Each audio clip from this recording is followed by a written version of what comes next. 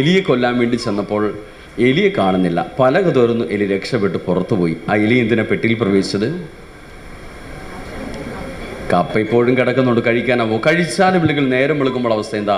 കുട്ടികൾ വരും, കമ്പിയിട്ട് കുത്തും, അങ്ങോട്ടും ഇങ്ങോട്ടും ഓടി കിടക്കണം. ക്ഷീണിച്ച അവസരം പെട്ടിയുടെ മൂലിക്ക് പോയിരിക്കും. ഒരാൾ ചാക്കിലേക്കിട്ട് കൊല്ലാൻ വരും. തൊഴുതുകൊണ്ട് ചാക്കിലേക്ക് പ്രവേശിക്കുക. മരത്തിൻ്റെ മുട്ടിലടിച്ചോ വെള്ളത്തിലോ മുക്കിയോ കൊല്ലാൻ പോകുമ്പോൾ തൊഴുതുകൊണ്ട് മരണത്തെ എരന്നെരന്ന് സ്വീകരിക്കുക എന്നുള്ളതാണ് എലിയുടെ മുമ്പിൽ ഒരു മാർഗം. പക്ഷേ എലി ചിന്തിച്ച വളരെ ബുദ്ധിപൂർവ്വമാണ് കേട്ടോ.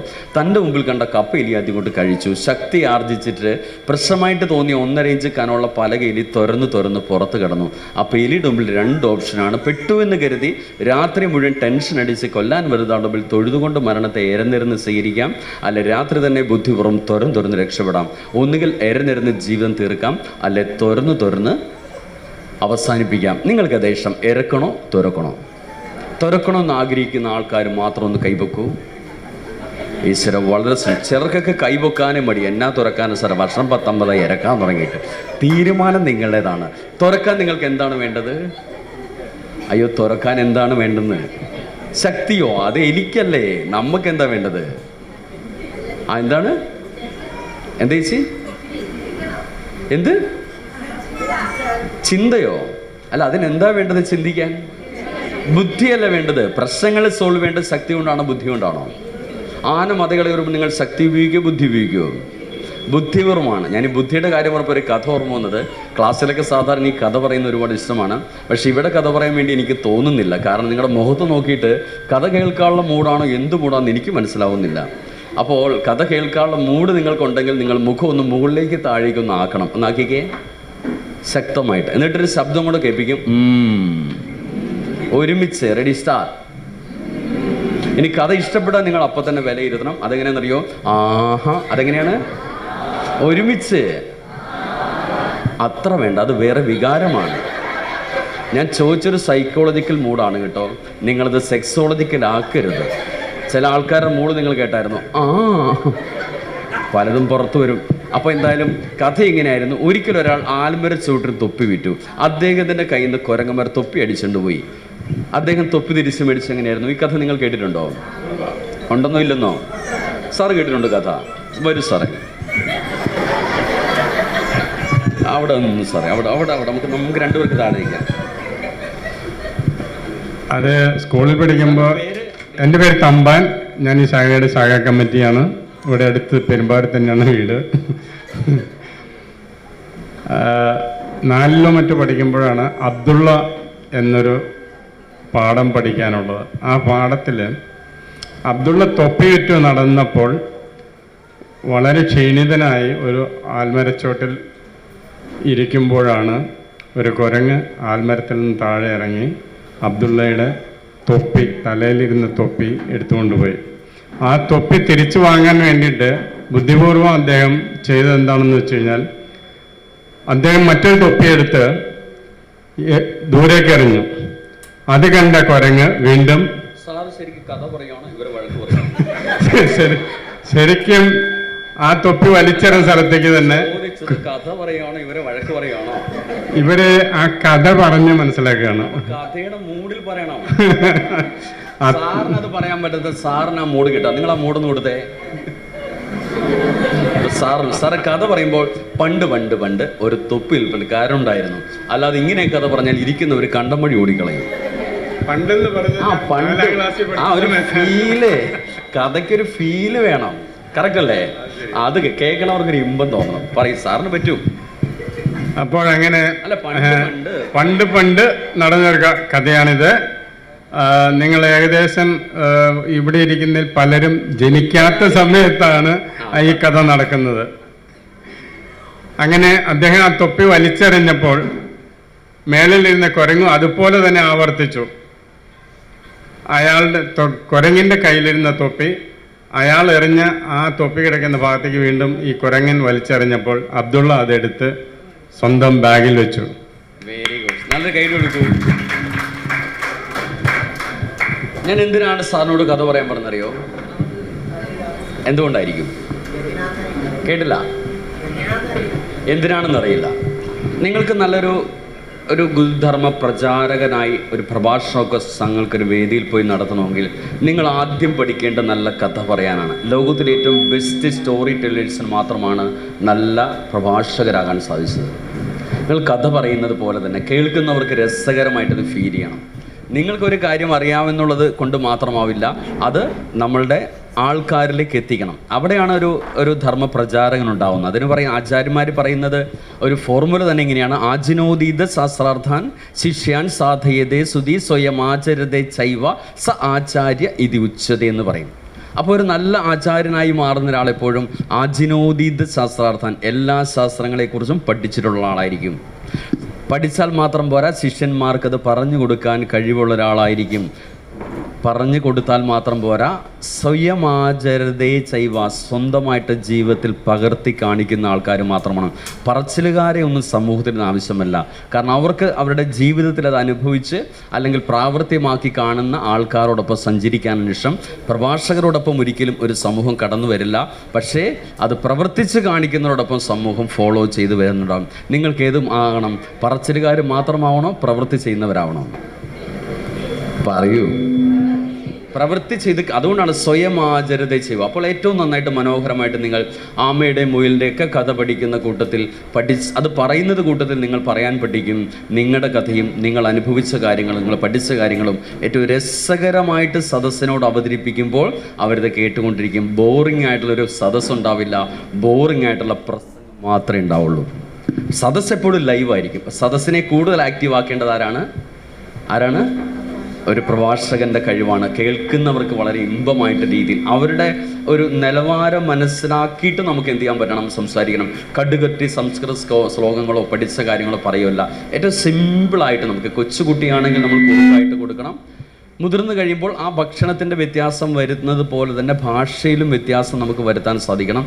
അവിടെയാണ് നമ്മളുടെ നിലവാരം ഉണ്ടാവുന്നത്. അതുകൊണ്ട് തീർച്ചയായിട്ടും എല്ലാവരുടെയും മുഖത്തിൽ സ്മൈലി ഫേസ് ഉണ്ടാവണം. ഈ കഥ നിങ്ങൾ നേരത്തെ കേട്ടിട്ടുള്ളതാണ്. ബുദ്ധിപൂർവ്വം ഒരു തൊപ്പിക്കാരൻ തൊപ്പി തിരിച്ചു മേടിച്ച് ഇന്ന് അദ്ദേഹത്തിന് പ്രായമായി. അദ്ദേഹത്തിൻ്റെ മകൻ തൊപ്പി വിൽക്കാൻ പോകുമ്പോൾ അച്ഛൻ പറഞ്ഞു, മോനെ സൂക്ഷിക്കണം, ഈ ആൽമരത്തിൽ ധാരാളം കുരങ്ങന്മാരുണ്ടാവും, നിൻ്റെ ശ്രദ്ധ തെറ്റിയാൽ തൊപ്പി അടിച്ച് മാറ്റുവരെ. ഇല്ല, ചെനിക്ക് കൊടുക്കുന്ന ബുദ്ധിയാണല്ലോ. അച്ഛൻ പറഞ്ഞ അച്ഛൻ്റെ പഴയ ബുദ്ധിയോട് പഠിക്കാൻ അവൻ അതും കൂടെ പഠിച്ചു. ആൽമര ചവിട്ടി വന്നിരുന്നു, കുറച്ച് തൊപ്പി വിറ്റു. കുറച്ച് കഴിഞ്ഞൊരു ഐസ്ക്രീംകാരനെ കണ്ടു. അവൻ അങ്ങോട്ട് ഓടി. തിരിച്ചു വന്നപ്പോൾ കൊട്ടയിൽ തൊപ്പിയില്ല. ആര് കൊണ്ടുപോയി? കുരങ്ങന്മാർ കൊണ്ടുപോയി. ഇതെങ്ങനെ തിരിച്ചു മേടിക്കുമെന്ന് ഇങ്ങനെ നോക്കി നിൽക്കുമ്പോൾ അച്ഛൻ്റെ ബുദ്ധി ഓർമ്മ വന്നു. തലയിരുന്ന് തൊപ്പിയൊന്ന് ഊരി നോക്കി. ഉടനെ കുരങ്ങന്മാർ തൊപ്പി ഊരി. കൊള്ളാല സംഭവം, അച്ഛൻ പറഞ്ഞ് ശരിയാണല്ലോ. ഒന്ന് കറക്കി നോക്കി, അവരും കറക്കി. ശക്തമായ ഏറ് കൊടുത്തു. അവരെറിയുന്നവിടെ നിന്ന് കാണിച്ചു. തൊപ്പി തിരിച്ച് തലയിൽ വെച്ചു. എടാ, തൊപ്പി കിട്ടുന്നില്ല. അച്ഛൻ പറഞ്ഞ ഒരു തൊപ്പി താടുന്നാണല്ലോ. വീണ്ടും ചെയ്തു, അത് റിസൾട്ട്. ഒരിക്കൽ കൂടി ചെയ്തു, അത് റിസൾട്ട്. തൊപ്പി കിട്ടാതെ ഇങ്ങനെ സങ്കടപ്പെട്ടിരിക്കുമ്പോൾ ഒരു കുട്ടി കുരങ്ങൻ ചാടി ഏറ്റവും താഴത്തെ ചില്ലയിൽ വന്ന് ഊഞ്ഞാലാടി പുഞ്ചിരിച്ചുകൊണ്ട് നമ്മുടെ കഥാപാത്രം പറയാണ്, മോനെ നിനക്ക് മാത്രമല്ലടാ വീട്ടിൽ അപ്പനുള്ളത്, ഞങ്ങളുടെയൊക്കെ വീട്ടിലും അപ്പനുണ്ടെന്ന്. അതുകൊണ്ട് നമ്മൾ 3-4 വർഷമൊക്കെ പഠന ക്ലാസ്സിൽ പോയെന്ന് വിചാരിച്ച് ഒരിക്കലും അതിബുദ്ധി കാണിക്കേണ്ട ആവശ്യമില്ല. സിമ്പിൾ കോമൺ സെൻസ് മതി. അതുകൊണ്ട് മുഖത്തെപ്പോഴും ഒരു സ്മൈലി ഫേസ്. ചോദ്യങ്ങൾ 4 തരത്തിലാണ് സദസ്സിൽ നിന്ന് വരിക. എങ്ങനെയൊക്കെയാണ്? ചിലർ ചോദ്യം ചോദിക്കുന്നത് എന്തിനു വേണ്ടിയായിരിക്കും? അറിയാൻ വേണ്ടിയായിരിക്കും. എങ്ങനെ വേണ്ടിയായിരിക്കും? ആ ചോദ്യത്തിന് മറുപടി കൊടുക്കണോ വേണ്ടയോ? അറിയാൻ വേണ്ടി ചോദിച്ചാൽ മറുപടി കൊടുക്കണം. ചിലർ ചോദിക്കും അറിയിക്കാൻ വേണ്ടിയായിരിക്കും. നിന്നേക്കാൾ കൂടുതൽ എനിക്ക് അറിയാവുന്നൊരു ചോദ്യം ഇങ്ങോട്ട് വരും, അതിന് മറുപടി കൊടുക്കണോ വേണ്ടയോ? വേണ്ട. ചിലർ നമ്മളെ അളക്കാൻ വേണ്ടി ചോദിക്കുക, എന്തോരം പഠിച്ചിട്ടുണ്ടെന്ന് അറിയാൻ വേണ്ടി ചോദിക്കും, അതിന് മറുപടി കൊടുക്കണോ വേണ്ടയോ? ചിലർ നമ്മൾ ആക്കാൻ വേണ്ടി ചോദിക്കും, അതിന് മറുപടി കൊടുക്കണോ? അപ്പോൾ ഏതിന് മാത്രമാണ് മറുപടി വേണ്ടത്?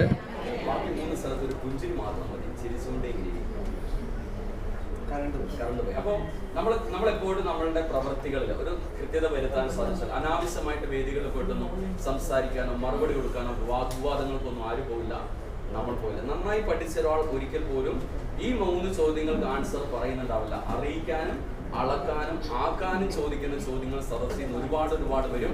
അതങ്ങനെയല്ല, ഇതിങ്ങനെയല്ല, നിങ്ങൾ ഇതിങ്ങനെ കേട്ടിട്ടില്ല എന്നൊക്കെ ചോദിക്കുന്ന ചോദ്യങ്ങൾക്കൊന്നും മറുപടി പറയേണ്ട ആവശ്യമില്ല. പകരം അറിയാൻ വേണ്ടി ചോദിക്കുന്നത്, അങ്ങനെയുള്ള ചോദ്യങ്ങൾ വളരെ കുറവായിരിക്കും. വളരെ കുറച്ചേ അറിയാൻ വേണ്ടി ഒരാൾ ചോദിക്കുള്ളൂ. ചോദ്യങ്ങൾ എപ്പോഴും എങ്ങനെയായിരിക്കും? അറിയിക്കാൻ വേണ്ടിയും ആക്കാൻ വേണ്ടിയും നമ്മളെ അറിയിക്കാൻ വേണ്ടിയുള്ള ചോദ്യമായിരിക്കും. അതിന് മറുപടി പറയേണ്ട ആവശ്യമുണ്ടോ? ആവശ്യമില്ല. നമ്മൾ എന്ത് ചെയ്താൽ മതി? അവിടെയാണ് നേരത്തെ പറഞ്ഞത് ആ പേന വെച്ച് ചിരിച്ചുകൊണ്ടേയിരിക്കുക എന്നുള്ളത്. കാരണം നമുക്ക് എപ്പോഴും എല്ലാത്തിനെയും കുറിച്ച് സങ്കല്പമുണ്ട്. നിങ്ങൾ ഈ ക്ലാസ് പഠിക്കാൻ വന്നപ്പോൾ നിങ്ങൾക്കൊരു സങ്കല്പമുണ്ട്, ഇത് ഇങ്ങനെ ആയിരിക്കും എന്നുണ്ടായിരുന്നുള്ളത്. ശരിയോ തെറ്റോ? നമുക്കെല്ലാവർക്കും ഒരു ഇമാജിനേഷൻ ഉണ്ട്. ഞാൻ നേരത്തെ പറഞ്ഞ പോലെ ഞാൻ വന്നപ്പോൾ താലപ്പൊലിയായിട്ട് വരുമെന്ന്, അങ്ങനത്തെ ഒരു ആഗ്രഹങ്ങൾ എല്ലാവരുടെ മനസ്സിലും വിചാരങ്ങളും എല്ലാവരുടെയും മനസ്സിൽ എപ്പോഴും ഉണ്ടാവും. ശരിയല്ലേ?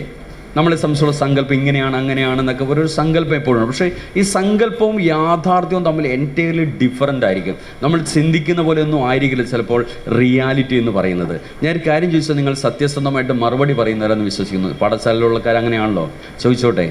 ചോദിക്കട്ടെ, ഒരു ഭാര്യയ്ക്ക് എത്ര ഭർത്താവ് ഉണ്ടാവും? ഇതിന് മാത്രം ആലോചിക്കണോ? ചിലരൊക്കെ ഇങ്ങനെ വരലുണ്ടെന്ന്, പെരുമ്പാവൂര്, പിഴക്കാപ്പള്ളി, കാലടിയിൽ ഇപ്പം ഇല്ലെന്ന്. ഒരു ഭാര്യയ്ക്ക് എത്ര ഭർത്താവ് ഉണ്ടാവും എന്ന് വെച്ചാൽ ഒറ്റയടിക്ക് ഉത്തരം പറയണ്ടേ? എത്ര ഉണ്ടാവും? ചിലരുടെ വിരലുമടക്കം നിങ്ങൾ കണ്ടോ? ഒരെണ്ണം ഉണ്ട് സാറേ എന്ന്. ശരിക്കും എത്ര ഉണ്ടാവും? ഒന്നൊരു ഭർത്താവിന് എത്ര ഭാര്യ ഉണ്ടാവും? ഞാൻ കണ്ടിരിക്കുന്ന എല്ലാ ഭർത്താക്കന്മാർക്ക് 2 ഭാര്യ ഉണ്ടാവും, എല്ലാ ഭാര്യമാർക്ക് 2 ഭർത്താവും ഉണ്ടാവും. ഇവിടുത്തെ കാര്യം എനിക്കറിയത്തില്ല. നിങ്ങൾക്ക് അങ്ങനെ ഉണ്ടോ? ഇല്ല? ഉറപ്പാണോ? ശരിക്കും? അങ്ങനെയൊക്കെ ഞാനൊരു കാര്യം ചോദിക്കാം. വിവാഹത്തിന് മുമ്പ് ഏതെങ്കിലും പുരുഷനുമായിട്ട് നമുക്ക് ബന്ധമുണ്ടായിരുന്നോ? സത്യം പറയൂ. സൈക്കോളജിസ്റ്റിൻ്റെ കണ്ണിൽ നോക്കി കള്ളത്തരം പറയൂ. വിവാഹത്തിന് മുമ്പ് ഏതെങ്കിലും പുരുഷനുമായിട്ട് ബന്ധമുണ്ടായിരുന്നോ? ഇല്ലയോ? ഉണ്ടോ? ഉണ്ടെന്നോ ഇല്ലെന്നോ? ഇല്ലേ? മാനസികമായിട്ടോ ശാരീരികമായിട്ടോ എങ്ങനെയാവാമല്ലോ? സാറ് കടത്തി ചിന്തിച്ചു പോവാണോ? ചോദിച്ചതിന് ഉത്തരം പറഞ്ഞാൽ മതി. ആക്കാനും അറിയിക്കാനുള്ള ചോദ്യങ്ങൾക്ക് മറുപടി പറയേണ്ട ആവശ്യമില്ല. പറയൂ. ഉണ്ട്. ആരുമായിട്ടായിരുന്നു? സത്യം പറയൂ. ഇതൊക്കെ പബ്ലിക്കായിട്ട് ചോദിക്കാവോ? രഹസ്യമായിട്ട് ചോദിച്ചാൽ പോരെ. ഉണ്ടെന്നോ ഇല്ലെന്നോ? ഉണ്ട്. ആരുമായിട്ടായിരുന്നു? കൂടെ പഠിക്കുന്ന ഒരാളായിട്ട്. പുള്ളി ഇപ്പോൾ തേച്ചിട്ട് പോന്നോ അതോ എന്ത് ചെയ്തു? വിവാഹം കഴിച്ചു. പുള്ളിയെ തന്നെ വിവാഹം കഴിച്ചു? ഇല്ല, പുള്ളിയും വിവാഹം ചെയ്തു, നമ്മളും വിവാഹം ചെയ്തു. ഞാൻ ചോദിച്ചത് അങ്ങനെ ഒരു ബന്ധമൊന്നുമല്ല. വിവാഹത്തിന് മുമ്പ് നമുക്ക് അച്ഛനുണ്ടായിരുന്നു, ചേട്ടനുണ്ടായിരുന്നു, സഹോദരൻ ഉണ്ടായിരുന്നു. വെറുതെ ഇല്ലാത്ത കാര്യം മുഴുവൻ എന്നെക്കൊണ്ട് പറയിപ്പിച്ച് വെറുതെ അലമ്പാക്കിയെന്ന്. യെസ്, നമുക്കൊക്കെ എല്ലാ പുരുഷന്മാരുടെ ബന്ധമില്ലേ? അച്ഛനും സഹോദരനും സുഹൃത്തുക്കളും, അതുപോലെ തന്നെ അമ്മയും അമ്മായിയൊക്കെ ആയിട്ട് പലരായിട്ട് ബന്ധമില്ലേ? ഇവരുടെയൊക്കെ നല്ല ഗുണങ്ങൾ എനിക്ക് വരാൻ പോകുന്ന ഭർത്താവിൽ വേണമെന്ന് ഏതൊരു ഭാര്യയും ആഗ്രഹിക്കും. ശരിയോ തെറ്റോ? അതാണ് നമ്മുടെ ആദ്യത്തെ ഭർത്താവ്, ആദ്യത്തെ ഭാര്യ. ഏത് ലോകത്തുള്ളത്? സങ്കല്പ ലോകത്തിലുള്ള ഭർത്താവും സങ്കല്പ ലോകത്തിലുള്ള ഭാര്യയും. എന്നാൽ വിവാഹം കഴിക്കുമ്പോൾ കിട്ടുന്നത് എത്രാമത്തെയാണ്? 2ാമത്തേത്. അതല്ല, ഞാൻ എൻ്റെ സങ്കല്പത്തിൽ കണ്ട അതേ ഭർത്താവിനെ തന്നെ, ഭാര്യയെ തന്നെ കിട്ടി എന്ന് ഉറപ്പ് പറയാൻ പറ്റുന്ന ആൾക്കാരൊന്ന് കൈവെക്കും, ഞാൻ കണ്ടോട്ടെ. എൻ്റെ സങ്കല്പത്തിലാണ് ഞാൻ കണ്ട 1. ആരൊക്കെയാണ്? ആരൊക്കെ കൈവെക്കും? 1, 2 ഇല്ല, 2 ആൾക്ക് മാത്രമേ അത് കിട്ടിയിട്ടുള്ളൂ. ഞങ്ങളുടെ നാട്ടിൽ ഇതിന് പറയുന്നത് ഇടിവെട്ടിയവനെ പാമ്പ് കടിച്ചു എന്ന് പറയും. ഇവിടുത്തെ കാര്യം എനിക്കറിയത്തില്ല. നമ്മുടെ സങ്കല്പലോകം എവിടെയോ കിടക്കുന്നതാണ്. യാഥാർത്ഥ്യമായിട്ടൊന്നും ഒരു ബന്ധവുമില്ല. ഈ സങ്കല്പത്തിൽ കണ്ട ഭാര്യയെ ഭർത്താവിനെ എവിടെയെങ്കിലും കാണാൻ കിട്ടുമോ? കിട്ടും. എവിടെ നോക്കിയാലും അയലോക്കത്തൊക്കെ ഒരുപാടുണ്ടാവും. ഇതില്ലെങ്കിൽ നമ്മൾ അഡ്ജസ്റ്റ് ചെയ്തേനെ. പക്ഷേ ഇത് എവിടെ ഉണ്ടല്ലോ, പക്ഷെ നമുക്ക് മാത്രം കിട്ടിയിട്ടില്ല. അപ്പോൾ സങ്കല്പം ഒന്ന്, യാഥാർത്ഥ്യം മറ്റൊന്നായിരിക്കും. അതുകൊണ്ടാണ് സങ്കല്പത്തിലുള്ള ഭർത്താവിനെ, ഭാര്യയെ കൊന്നിട്ടേ യഥാർത്ഥത്തിൽ വിവാഹം കഴിക്കാവുള്ളൂ. ഇല്ലെങ്കിൽ യാഥാർത്ഥ്യത്തിൽ കൊലപാതകം നടക്കും. 1992 പാലക്കാട് ഒറ്റപ്പാലം എന്ന സ്ഥലത്തൊരു ഭർത്താവ് ഭാര്യയെ 16 കഷ്ണമായിട്ട് വെട്ടി നുറുക്കി കൊന്നു. കൊന്നതിന് ശേഷം അദ്ദേഹം ഒരു പാട്ട് എഴുതി വെച്ചിരിക്കുന്നു. ആ പാട്ട് ഇങ്ങനെയായിരുന്നു: പൂമുഖവാതിൽക്കൽ സ്നേഹം തുളുമ്പുന്ന പൂന്തിങ്കളാകുന്നു ഭാര്യ. പാട്ട് മുഴുവൻ എഴുതി വെച്ചാൽ അദ്ദേഹം അടിയിൽ എഴുതുകയാണ്, ഇതായിരുന്നു എൻ്റെ സങ്കല്പത്തിലെ ഭാര്യ, ഇതുപോലെ ആവാൻ ഇവളെ കൊണ്ട് ഒരിക്കലും പറ്റില്ലെന്ന് എനിക്ക് മനസ്സിലായി, അതുകൊണ്ട് ഞാൻ അവളെ കൊല്ലുന്നു എന്നാണ് എഴുതി വെച്ചിരുന്നത്. ശിക്ഷ വിധിച്ച ഇന്ദിര എന്ന ജഡ്ജി അവരുടെ അനുഭവക്കുറിപ്പിൽ പിൽക്കാലത്ത് പറഞ്ഞതാണ് ഈ കാര്യം. അപ്പോഴാണ് ഞാൻ ചിന്തിച്ചത്, സങ്കല്പത്തെ ഇല്ലാതാക്കിയിരുന്നെങ്കിൽ യാഥാർത്ഥ്യത്തിൽ സുഖമായിട്ട് ജീവിക്കാമായിരുന്നു. അതുകൊണ്ട് സങ്കല്പം എല്ലാവർക്കും ഉണ്ട്, യാഥാർത്ഥ്യം മറ്റൊന്നായിരിക്കുന്നു. ഈ മക്കളുടെ കാര്യത്തിൽ ഒരു സങ്കല്പം ഉണ്ടാവില്ലേ? ഞാൻ വിളിച്ചാൽ അപ്പോൾ തന്നെ എൻ്റെ കുട്ടി എൻ്റെ അടുത്തേക്ക് ഓടി വരുമെന്ന് അഭിമാനത്തോടെ പറയാൻ പറ്റുന്ന മാതാപിതാക്കൾ ഈ ക്ലാസ്സിലുണ്ടോ? ഞാൻ അവനെ അങ്ങനെയാണ് ശീലിപ്പിച്ചിരിക്കുന്നത്, പഠിപ്പിച്ചിരിക്കുന്നത്. ഞാൻ വിളിച്ച അപ്പം തന്നെ എൻ്റെ കുട്ടി എൻ്റെ അടുത്തേക്ക് ഓടി വരും. അങ്ങനെയുള്ള ആൾക്കാരൊന്ന് കൈവെക്കൂ. വിളിച്ച അപ്പം തന്നെ മക്കൾ ഓടി വരുന്നവരുണ്ടെങ്കിൽ ആരുമില്ല. വിളിച്ച വരികയല്ലെന്നോ? കുഞ്ഞാരിപ്പം വരുന്നവരാ? കുഞ്ഞാരിപ്പം വരുന്നോന്ന് ചോദിച്ചത്. കൊച്ചിലെ വരുമായിരുന്നോ? ആ കൊച്ചിലെ വരുന്നവർ കൈവെക്കൂ. ഇപ്പോഴെ വരികയൊന്നുമില്ല, ഇപ്പം നമ്മൾ വിളിക്കാൻ നിൽക്കുന്നില്ലല്ലോ. യെസ്, ഇല്ല സാർ, വിളിച്ചാൽ അപ്പോൾ തന്നെ അവൻ എന്ത് ചെയ്യുന്നറിയോ, അവിടെ നിന്നിട്ട് ഒരു 2 മിനിറ്റ് ഇങ്ങനെ ആലോചിച്ചിട്ട് വരുമായിരുന്നുള്ളൂ കൊച്ചിലെ. അത്തരം മക്കളുണ്ടായിരുന്നു നിങ്ങൾക്ക്? അതുകൊണ്ടായിരുന്നു. വിളിച്ചാൽ ഇപ്പോൾ ഒരു 5 മിനിറ്റ് ആലോചിച്ചിട്ട് വരുവായിരുന്നു കുട്ടി. അങ്ങനത്തെ കുട്ടി ഉണ്ടായിരുന്നു. വിളിച്ച വരത്തിൽ ഇപ്പോൾ അവിടെ ചോദിക്കും ഇങ്ങനെ. അങ്ങനത്തെ മക്കളുണ്ടായിരുന്നോ? വിളിച്ചാൽ അപ്പം തന്നെ തിരിഞ്ഞു നടക്കുന്ന മക്കളുണ്ടോ നിങ്ങൾക്ക്? ഉണ്ടാവില്ല. അപ്പോൾ നമ്മുടെ ധാരണ വിളിച്ചാൽ തിരിഞ്ഞു നടക്കുന്ന കുട്ടി ഇവൻ എൻ്റെ വയറ്റിൽ തന്നെ പിറന്നാണെന്ന്. പക്ഷേ വിളിച്ചാൽ തിരിഞ്ഞു നടക്കുന്ന കുട്ടികൾ ശരിയാവണ്ണം അവനെ കൈകാര്യം ചെയ്താൽ ഒരു സയൻറ്റിസ്റ്റ് ആവുമെന്നാണ് പറയുന്നത്. അവിടെ ഒന്ന് ആക്ഷൻ കാണിക്കുന്നുണ്ടെങ്കിൽ മന്ത്രിയും മുഖ്യമന്ത്രി വരാനുള്ള കഴിവ് അവൻ്റെ ഉള്ളിൽ ഉണ്ടായിരുന്നു. 5 മിനിറ്റ് കഴിഞ്ഞാണെങ്കിൽ ഒരു IAS കാരൻ IPS കാരനാവാൻ സാധിക്കുന്നു. അപ്പം തന്നെ വരുന്ന കുട്ടികൾ ശരിക്കും നമ്മളെപ്പോലെ തന്നെയാണ് ഫോട്ടോ കോപ്പി എന്ന് പറയുന്നത്. അപ്പോൾ നമ്മുടെ കാഴ്ചപ്പാടുകളാണ് എപ്പോഴും എന്ത് ചെയ്യേണ്ടത്? മാറേണ്ടത്. നിങ്ങൾ എപ്പോഴെങ്കിലും ആഗ്രഹിച്ചിട്ടുണ്ടോ മറ്റുള്ളവർക്ക്, എല്ലാ ആൾക്കാർക്കും നമ്മളോട് ഭയങ്കര സ്നേഹവും ഇഷ്ടമൊക്കെ തോന്നണം എന്ന് നിങ്ങൾ എപ്പോഴെങ്കിലും ആഗ്രഹിച്ചിട്ടുണ്ടോ? ഉണ്ടോ? ഉണ്ടെന്നോ ഇല്ലെന്നോ? ആഗ്രഹിച്ചിട്ടുണ്ടോ? ഓക്കെ, അതിന് ഒരു ടെക്നിക്കുണ്ട്. നിങ്ങൾക്കറിയോ? ഒരു ടെക്നിക്ക് ഉപയോഗിച്ച് കഴിഞ്ഞാൽ എല്ലാ ആൾക്കാർക്കും നമ്മളോട് സ്നേഹവും ഇഷ്ടവും കൂടിക്കൊണ്ടേയിരിക്കും. ഒരു സിമ്പിൾ കാര്യം ചെയ്താൽ മതി. ഞാൻ നിങ്ങൾക്ക് പറഞ്ഞുതരാം. വേണോ? വേണ്ട? വേണം. ഞാനിത് പറയുമ്പോൾ കുറച്ച് ഒക്കെ പറയും. കുഴപ്പമുണ്ടാവുമോ? കുഴപ്പമുണ്ടോ? കുഴപ്പമുണ്ടാവും സാറേ? ഇല്ല, അതാണ് ഉറക്കം വരാണ്ടിരിക്കുമല്ലോ. യെസ്, ശ്രദ്ധിച്ച് കേട്ടോണം കേട്ടോ. ഒന്നാമത്തെ എന്ന് പറഞ്ഞാൽ ആറ്റിറ്റ്യൂഡ്. എന്താണ്? ഇതായിരുന്നു, ഞാൻ വേറെ പലതും പ്രതീക്ഷിച്ചു എന്ന്. മനോഭാവം നന്നായിരിക്കണം. എന്ത് നന്നായിരിക്കണം? എന്തിലും നെഗറ്റീവ് കണ്ടുപിടിക്കുന്ന സ്വഭാവം നമുക്കൊരിക്കലും പാടില്ല. ആണ് പോസിറ്റീവ് ആറ്റിറ്റ്യൂഡ് എന്ന് പറയുന്നത്. എന്തിലും നല്ലത് കണ്ടെത്തുന്ന ആൾക്കാരാണ്. മോശമൊക്കെ ഒരുപാടുണ്ടാവും, പക്ഷെ എന്ത് ചെയ്യണം?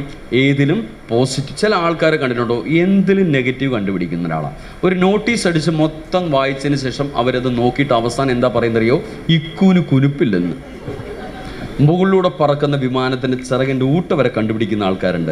അത്തരം ആൾക്കാരൊക്കെ നമ്മുടെ ഗ്രൂപ്പിൽ നിന്ന് മാറിക്കഴിയുമ്പോൾ കൂടെയുള്ളവർ എന്ത് പറയുന്നറിയോ? ആശ്വാസമായെന്ന് പറയും. നമ്മൾ ഒരിക്കലും അങ്ങനെ പറയുന്ന ഒരാൾക്കാരായി മാറരുത്. പക്ഷേ നിങ്ങൾ പക്ഷികളുടെ രാജാവായിരുന്നു ഈഗിൾ. ഈഗിളിന് തോന്നുന്നു തന്നെക്കുറിച്ചല്ല നാട്ടിലെ ആൾക്കാർ കൂടുതലായി പറയുന്നത് വാനം പാടിയുന്ന പക്ഷിയെക്കുറിച്ചാണ്. അവളെക്കുറിച്ച് അന്വേഷിക്കാൻ വേണ്ടി ഒരു അന്വേഷണ കമ്മീഷൻ അയച്ചു. ഒരു മയിലിനെയും കുയിലിനെയുമാണ് അയച്ചത്. മയിൽ തിരിച്ചു വന്നിട്ട് പറഞ്ഞു, വാനം പാടി കാണാൻ ഭംഗിയില്ലാത്ത പക്ഷിയാണ്, വൃത്തികളുടെ തൂവലാണ് അവളുടേത്, അത് കാരണം എനിക്ക് മറ്റൊന്ന് നോക്കാൻ സമയം കിട്ടില്ലെന്ന് പറഞ്ഞു. കുയിൽ വന്നിട്ട് പറഞ്ഞു, അവളുടെ ശബ്ദം എത്ര മനോഹരമാണ്, അത് കേട്ട് ഞാൻ മതിമറന്നിരുന്നു പോയി, എനിക്കതുകൊണ്ട് വേറെ നോക്കാൻ സമയം കിട്ടിയില്ല എന്ന് കുയിൽ വന്ന് പറഞ്ഞു. ഇതിൽ 6 റിപ്പോർട്ടാണ് നിങ്ങൾക്ക് ഇഷ്ടപ്പെട്ടത്? മയിലിൻ്റെ ആണോ കുയിലിൻ്റെ ആണോ? കുയിലിൻ്റെ. സത്യത്തിൽ നിങ്ങൾ ആരെ പോലെ ആയിരുന്നു? പോട്ടെ, ഇനിയെങ്കിലും ആരെ പോലെ ആവണം? ദോഷീകൃക്കൾ അവർ. ചില ആൾക്കാരെ കണ്ടില്ല, എന്തിലും മുകളിലൂടെ പറന്നു പോകുന്ന വിമാനത്തിൻ്റെ ചിറകിൻ്റെ ഊട്ട അവരെ കണ്ടുപിടിക്കും. ഒരു കുഞ്ഞു ഊട്ട ഇടന്നാ തോന്നണേന്ന്. നമ്മുടെ ഭാഗത്ത് ഒരിക്കലും അങ്ങനെ ഉണ്ടായിരുന്നത്. പച്ച മലയാളത്തിൽ പറഞ്ഞാൽ മുറം പോലെ ആവണം, അരിപ്പ പോലെ ആവരുത്. മുറത്തിൽ നമ്മൾ എന്തിട്ടരിച്ചാലും മുറം അരിച്ചരിച്ച് നല്ലതിനെ സ്വീകരിച്ച് മോശം കളയുമ്പോൾ അരിപ്പ നല്ലത് കളഞ്ഞ് മോശം സ്വീകരിക്കും. ഏതിൻ്റെ സ്വഭാവമാണ് നല്ലത്? അരിപ്പയാണോ മുറാണോ? മുറം. പക്ഷെ കൊണ്ടു നടക്കാൻ എളുപ്പം ഏതാണ്? അവിടെ നമ്മൾ കൊണ്ടു നടക്കുന്നത് ഏതാണ്? അപ്പോൾ അതങ്ങോട്ട് മാറ്റിയിട്ട് കുറച്ച് ബുദ്ധിമുട്ടിയാലും മുറത്തെ നാം കൊണ്ടുകൊടുക്കട്ടെ. അതുകൊണ്ടൊരു പോസിറ്റീവ് ആറ്റിറ്റ്യൂഡ് എപ്പോഴും എല്ലാവരെയും നന്മ കണ്ടെത്താൻ സാധിക്കുക എന്ന് പറയും. അതാണ് ആദ്യത്തെ എന്ന് പറയുന്നത്, നമ്മുടെ ആറ്റിറ്റ്യൂഡ്. രണ്ടാമത്തെ നന്മ കണ്ടെത്തിയാൽ നമുക്കത് പറയാൻ സാധിക്കും. അതാണ് അപ്രീസിയേഷൻ എന്ന് പറയുന്ന രണ്ടാമത്തെ അപ്രീസിയേഷൻ, അഭിനന്ദനം. അഭിനന്ദനം ആരും ആഗ്രഹിക്കുന്നതാണ്, ശരിയല്ലേ? ഇന്നും നല്ലൊരു കറി ഭർത്താവിനുണ്ടാക്കി അത് വിളമ്പി കൊടുത്തിട്ട് ഭർത്താവ് അത് കഴിക്കുന്ന സമയത്ത് ഭാര്യ എന്തിനാണ് സാരിയും തുടച്ചുകൊണ്ട് പുറയിലിങ്ങനെ ചുറ്റിക്കളിക്കുന്നത്? എന്ത് കേൾക്കാനാണ്? കറി നല്ലതാണെന്ന് കേൾക്കാൻ വേണ്ടി. പക്ഷെ നല്ലതോ ചീത്തയോ എന്ന് അറിയാവുന്ന ആർക്കാണ്? ഭർത്താവ് ഒരു ഉരുളെ വെച്ചോളൂ, നിങ്ങൾ 26 റസം നോക്കിയിട്ട് ഇവിടെ കൊണ്ട് വെച്ചിരിക്കുന്നത്. എന്നാലും പുള്ളിയുടെ വായി നീക്കുമ്പോൾ ഒരു സുഖം കിട്ടില്ലേ? ശരി തെറ്റോ? പക്ഷെ മരിച്ചാലും പലരും പറയാറുണ്ട് കേട്ടോ. അവസാനത്തെ ഉരുളയും വെച്ചുകൊണ്ട് ഭാര്യ പുറകെ ചെല്ലിച്ചേട്ടാ ഇന്നത്തെ കറി എങ്ങനെ ഉണ്ടായിരുന്നു? ഉടനെ ഭർത്താവിൻ്റെ കുഴപ്പമില്ലടിയെന്ന്. അതോടെ അന്നത്തെ ദിവസം തീരും. നേരെ മറിച്ച് ഒന്നാമത്തെ ഉരുളച്ചോറ് വെച്ചപ്പോൾ ഭർത്താവ് പറയാണ് കറി സൂപ്പറാണെന്ന് പറഞ്ഞാൽ ഭാര്യ മച്ച് പൊളിച്ച് പുറത്തു പോവും. ഒരൊറ്റ വാക്ക് മതി ആ വ്യക്തിക്ക്. പക്ഷേ നമ്മൾ കൊടുക്കാറുള്ള അഭിനന്ദനങ്ങൾ അമൃതിനേക്കാൾ വിലപ്പെട്ടതാണ്. ഏറ്റവും കൂടുതൽ പോസിറ്റീവ് ഉണ്ടാക്കുന്നത്. അഭിനന്ദനം കിട്ടുമ്പോൾ എന്താ സംഭവിക്കുക? ആർക്കാണത് കിട്ടുക? അവിടെ തലച്ചോറിലൊരു ഗ്രന്ഥി പ്രവർത്തിക്കും, ഒരു ഹോർമോൺ ഉൽപ്പാദിപ്പിക്കും. അതിൻ്റെ പേര് ഡോപ്പമിൻ എന്നാണ്. ഡോപ്പമിൻ്റെ പ്രവർത്തനങ്ങൾ ചെയ്ത കാര്യങ്ങൾ വീണ്ടും വീണ്ടും ചെയ്യാൻ ആ വ്യക്തിയെ പ്രേരിപ്പിക്കുന്നതാണ്. അതുകൊണ്ട് അഭിനന്ദനങ്ങൾ കൊടുക്കാൻ ഒരിക്കലും മടിക്കരുത്. അപ്രീസിയേഷൻ. അഭിനന്ദിച്ചാൽ മിടുക്കരാവാത്ത ഒരാളും ഉണ്ടാവില്ല. കൃത്യമായൊരു അപ്രീസിയേഷൻ കൊടുക്കുക എന്നുള്ളത് മാത്രമാണ് നമ്മളുടെ കടമ. അതുകൊണ്ട് പൈസ മുടക്കൊന്നുമല്ലോ, ഒരു നല്ലത് കണ്ടാൽ ഇനി നല്ലതെന്ന് പറയാൻ നിങ്ങൾ ശ്രമിച്ചോളൂ. ആരും അത് പെട്ടെന്ന് അക്സെപ്റ്റ് ചെയ്യും. നിങ്ങളോട് കൂടുതൽ സ്നേഹം തോന്നും, അവരുടെ അടുത്ത് നിങ്ങൾക്ക് നന്ദി. കാരണം ഒരാളുടെ ഹൃദയത്തിൽ കയറിയിരിക്കണോ തലയിൽ കയറിയിരിക്കണോ? ഹൃദയത്തിൽ. തലയിലിരിക്കാൻ എളുപ്പമാണ്, കുറച്ച് ഐഡിയാസ് പറഞ്ഞാൽ മതി. പക്ഷേ ഹൃദയത്തിലിരിക്കണമെങ്കിൽ അത് പ്രയാസമാണ്. തലയിലിരുന്ന് കഴിഞ്ഞാലുള്ള കുഴപ്പമെന്ന് വെച്ചാൽ ആവശ്യം കഴിഞ്ഞാൽ കുലുക്കി താഴെയിടും. പക്ഷെ ഹൃദയത്തിലാണെങ്കിൽ ജീവിതകാലം മുഴുവൻ കൊണ്ടു നടക്കുന്നുണ്ടാവും. അപ്പോൾ ഹൃദയത്തിലിരിക്കണോ തലയിലിരിക്കണോ? അപ്പോൾ എങ്ങനെയാണ് ഒരാളുടെ ഹൃദയത്തിലേക്ക് കയറാൻ സാധിക്കുന്നത്? ഭർത്താവിൻ്റെ ഹൃദയത്തിൽ എങ്ങനെയാണ് പ്രവേശിക്കാൻ സാധിക്കുന്നത് ഭാര്യയ്ക്ക്? ഭർത്താവിൻ്റെ ഹൃദയത്തിലേക്ക് പ്രവേശിക്കുന്ന ഒരു വഴി എങ്ങനെയാണ് ഭാര്യയുടെ? എന്താണ്? വായിലൂടെയാണ്, നാവിലൂടെയാണ്, രുചിയിലൂടെയാണ് ഭർത്താവിൻ്റെ ഹൃദയത്തിലേക്ക് പ്രവേശിക്കുന്നത്. അങ്ങനെയാണെങ്കിൽ ഭാര്യയുടെ ഹൃദയത്തിൽ ഭർത്താവ് പ്രവേശിക്കുന്നത് എങ്ങനെയാണ്? എന്താണ്? കേട്ടില്ല.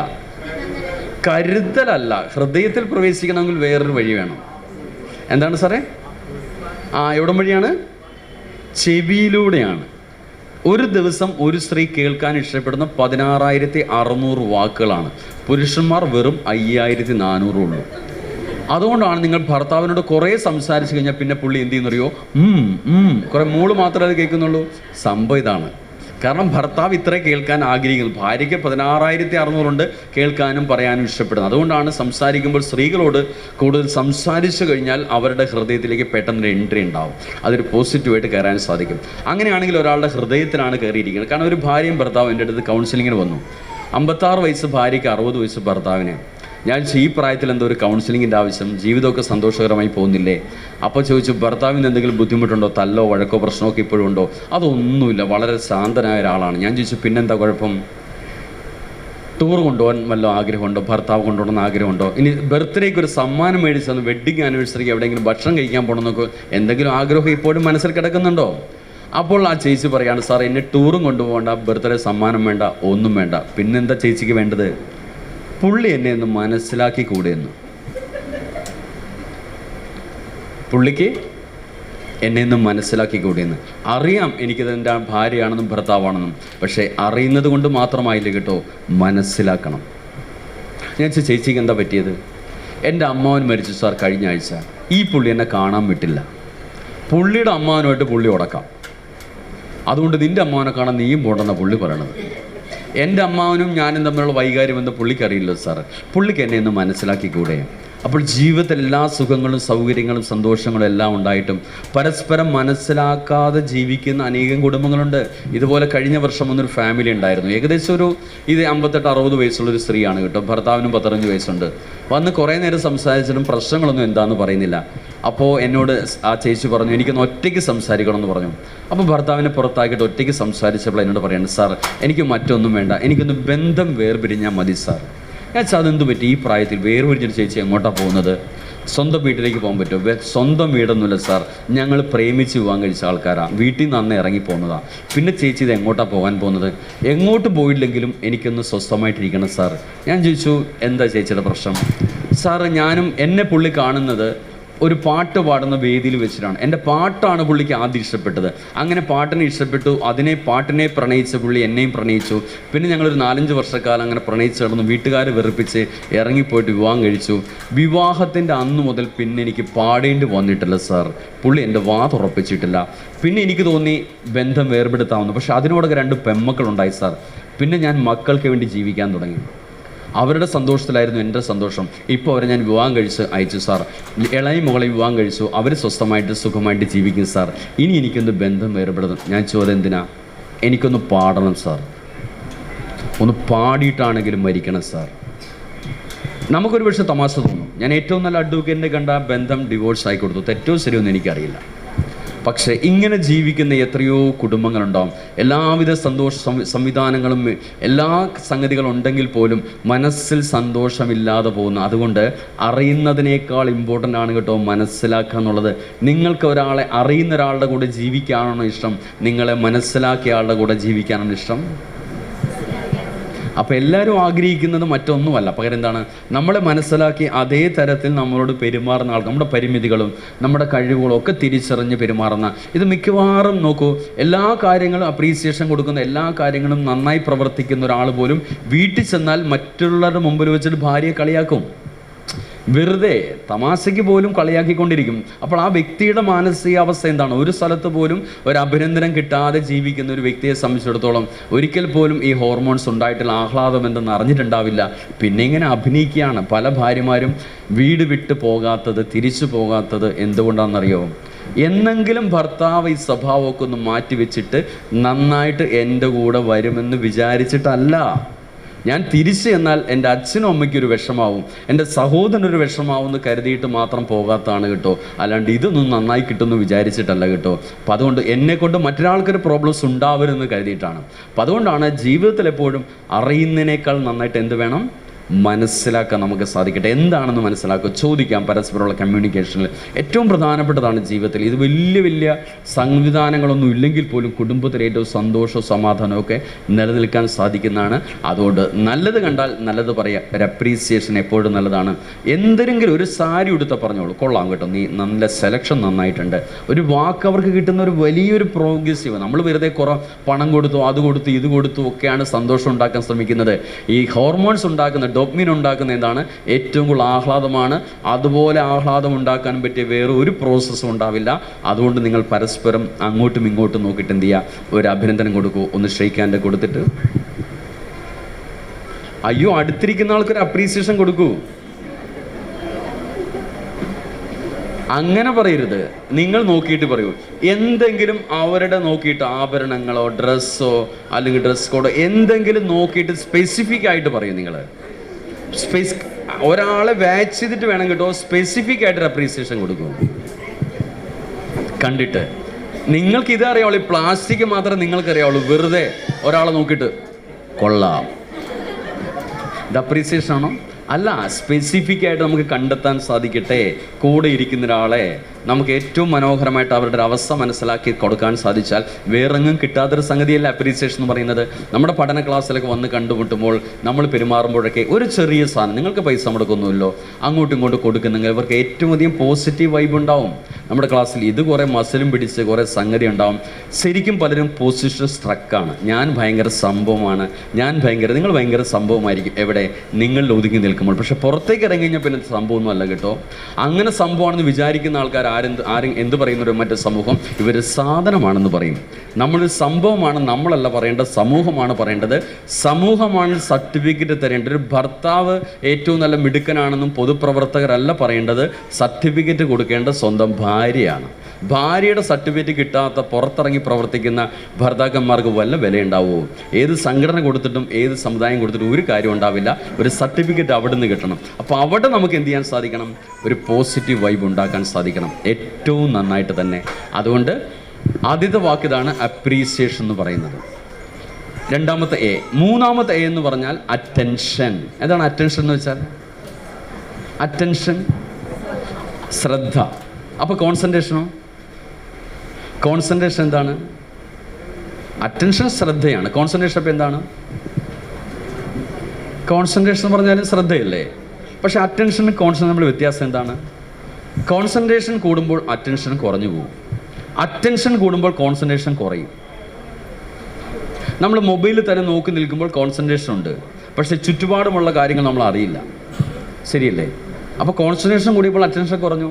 അതുകൊണ്ടാണ് റെയിൽവേ സ്റ്റേഷനിൽ കോൺസെൻട്രേഷൻ കൂടിയതുകൊണ്ടാണ് റെയിൽവേ അധികൃതർ വിളിച്ചതും പാസഞ്ചേഴ്സ് അറ്റൻഷൻ പ്ലീസ്, നിങ്ങൾ കോൺസെൻട്രേഷൻ ഇരിക്കുവാണ്, അറ്റൻഷൻ ആവുമെന്ന് പറയുന്നത്. അപ്പോൾ അറ്റൻഷൻ എന്ന് പറഞ്ഞാൽ ഏറ്റവും ചെറിയ കാര്യങ്ങൾ കൂടി ശ്രദ്ധിക്കുന്നതാണ്. ഒരാളെ ബോധപൂർവം മനസ്സിലാക്കിയിട്ട് ആണ് അറ്റൻഷൻ എന്ന് പറയുന്നത്. നിങ്ങളുടെ പഠന ക്ലാസ്സിലുണ്ടായിരുന്ന ഒരാളുടെ അമ്മ ഹോസ്പിറ്റലായി. നിങ്ങൾ കാണാൻ പോകണോ വേണ്ടയോ? അയ്യോ, നിങ്ങൾ പോകേണ്ടതാണോ അല്ലയോ? പോകാൻ പറ്റിയില്ല, നിങ്ങൾ വിളിച്ചു, എടി അമ്മയ്ക്ക് എങ്ങനെയുണ്ട്? വരാൻ പറ്റിയില്ല കേട്ടോ, സമയം കുറച്ച് തിരക്കായിരുന്നു, പോയുണ്ട്.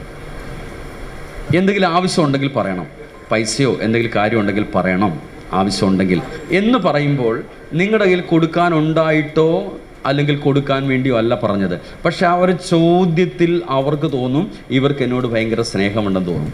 മറ്റൊരാൾ കാണാൻ ചെന്നപ്പോൾ പറയാണ് ഇന്ന ഒരു ഫോൺ വിളിച്ചിരുന്നു എന്ന് നാവിൽ അവർ പറയുന്നുണ്ടാവും. അതുകൊണ്ടാണ് ചെറിയ കാര്യങ്ങളെക്കുറിച്ച് ചിന്തിക്കുന്നവർക്കാണ് ഏറ്റവും കൂടുതൽ ഈ പറയുന്ന സ്നേഹത്തെ നമുക്ക് പിടിച്ചെടുക്കാൻ സാധിക്കും. നിങ്ങൾക്ക് പനിയായിരുന്നു വീട്ടിൽ, ഭർത്താവ് ജോലിക്ക് പോയിട്ട് തിരിച്ചു വന്നു കഴിയുമ്പോൾ നിങ്ങളോട് എന്ത് ചോദിക്കണമെന്നാണ് നിങ്ങൾ ആഗ്രഹിക്കുന്നത്? പനി നെറ്റിയിലൊക്കെ പിടിച്ചു പനി എങ്ങനെയുണ്ടെന്നൊക്കെ ചോദിക്കുമ്പോൾ നമുക്കൊരു സന്തോഷം ഉണ്ടാവില്ലേ? ഇത് വന്ന വഴിക്ക് ഭർത്താവ് എന്തെന്നറിയോ, ഷർട്ടൊക്കെ ഊരിയിട്ടിട്ട് ഒരു ഏമ്പൊക്കെ വിട്ടിട്ട് പറയണം ഒരു ചായ തിളപ്പിക്കടി എന്ന് പറഞ്ഞാൽ നമ്മൾ മനസ്സിൽ എന്തായിരിക്കും വിചാരിക്കുന്നത്? ഈ കാലന് മനുഷ്യൻ ചത്തോ ഇല്ലയോ എന്ന് അറിയണ്ടേ? നേരെ മറിച്ച് വന്ന് തൊട്ട് നോക്കിയിട്ട് പറയാണ് നീ ഇവിടെ ഇരിക്കൂ എന്ന് നീ ചായ തിളപ്പിക്കുന്നത്. ഞാനിന്ന് ചായ തിളപ്പിക്കാമെന്ന് പറഞ്ഞ് പോയാൽ ഉടനെ ഭാര്യ എഴുന്നിട്ട് വേണ്ട ചേട്ടാ ഞാൻ തന്നെ തിളപ്പിക്കാമെന്ന് പറയും. അപ്പോൾ ചെറിയ കാര്യങ്ങളെ ചോദിക്കുന്നവരോട് കൂടുതൽ അവർക്ക് താല്പര്യം തോന്നും, അവരുടെ ഇൻട്രസ്റ്റ് തോന്നും നമ്മുടെ അടുത്ത് വരാൻ വേണ്ടിയിട്ട്. അപ്പം അതുകൊണ്ടാണ് രാത്രി 10:30 മണിക്ക് നിങ്ങളുടെ മൊബൈൽ ഫോണിലേക്ക് ഒരു മെസ്സേജ് വരികയാണ് ഹലോ എന്ന്, പരിചയമില്ലാത്ത നമ്പറാണ്. നിങ്ങൾ എന്ത് ചെയ്യും? പരിചയമില്ലാത്ത നമ്പറിൽ നിന്നൊരു ഹലോ എന്ന് മെസ്സേജ് വന്നാൽ കേട്ടില്ല, എന്തോ കേട്ടില്ല, ആ ഹായ് എന്ന് അയക്കും. അപ്പോൾ അവിടെ നിന്ന് ഇങ്ങോട്ട് വീണ്ടും ഹലോ എന്ന് വീണ്ടും വരണം. അപ്പോൾ നമ്മൾ എന്ത് ചെയ്യും?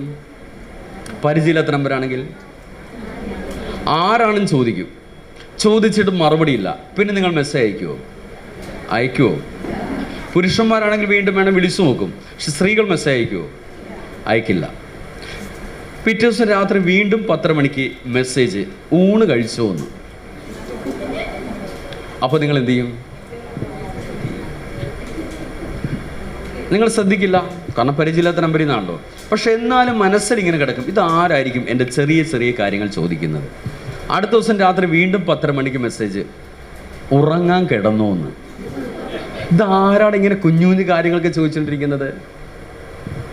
അടുത്ത ദിവസം വീണ്ടും അടുത്ത മെസ്സേജ് ഉണ്ടോ? അപ്പോൾ നമ്മൾ എന്ത് ചെയ്യും?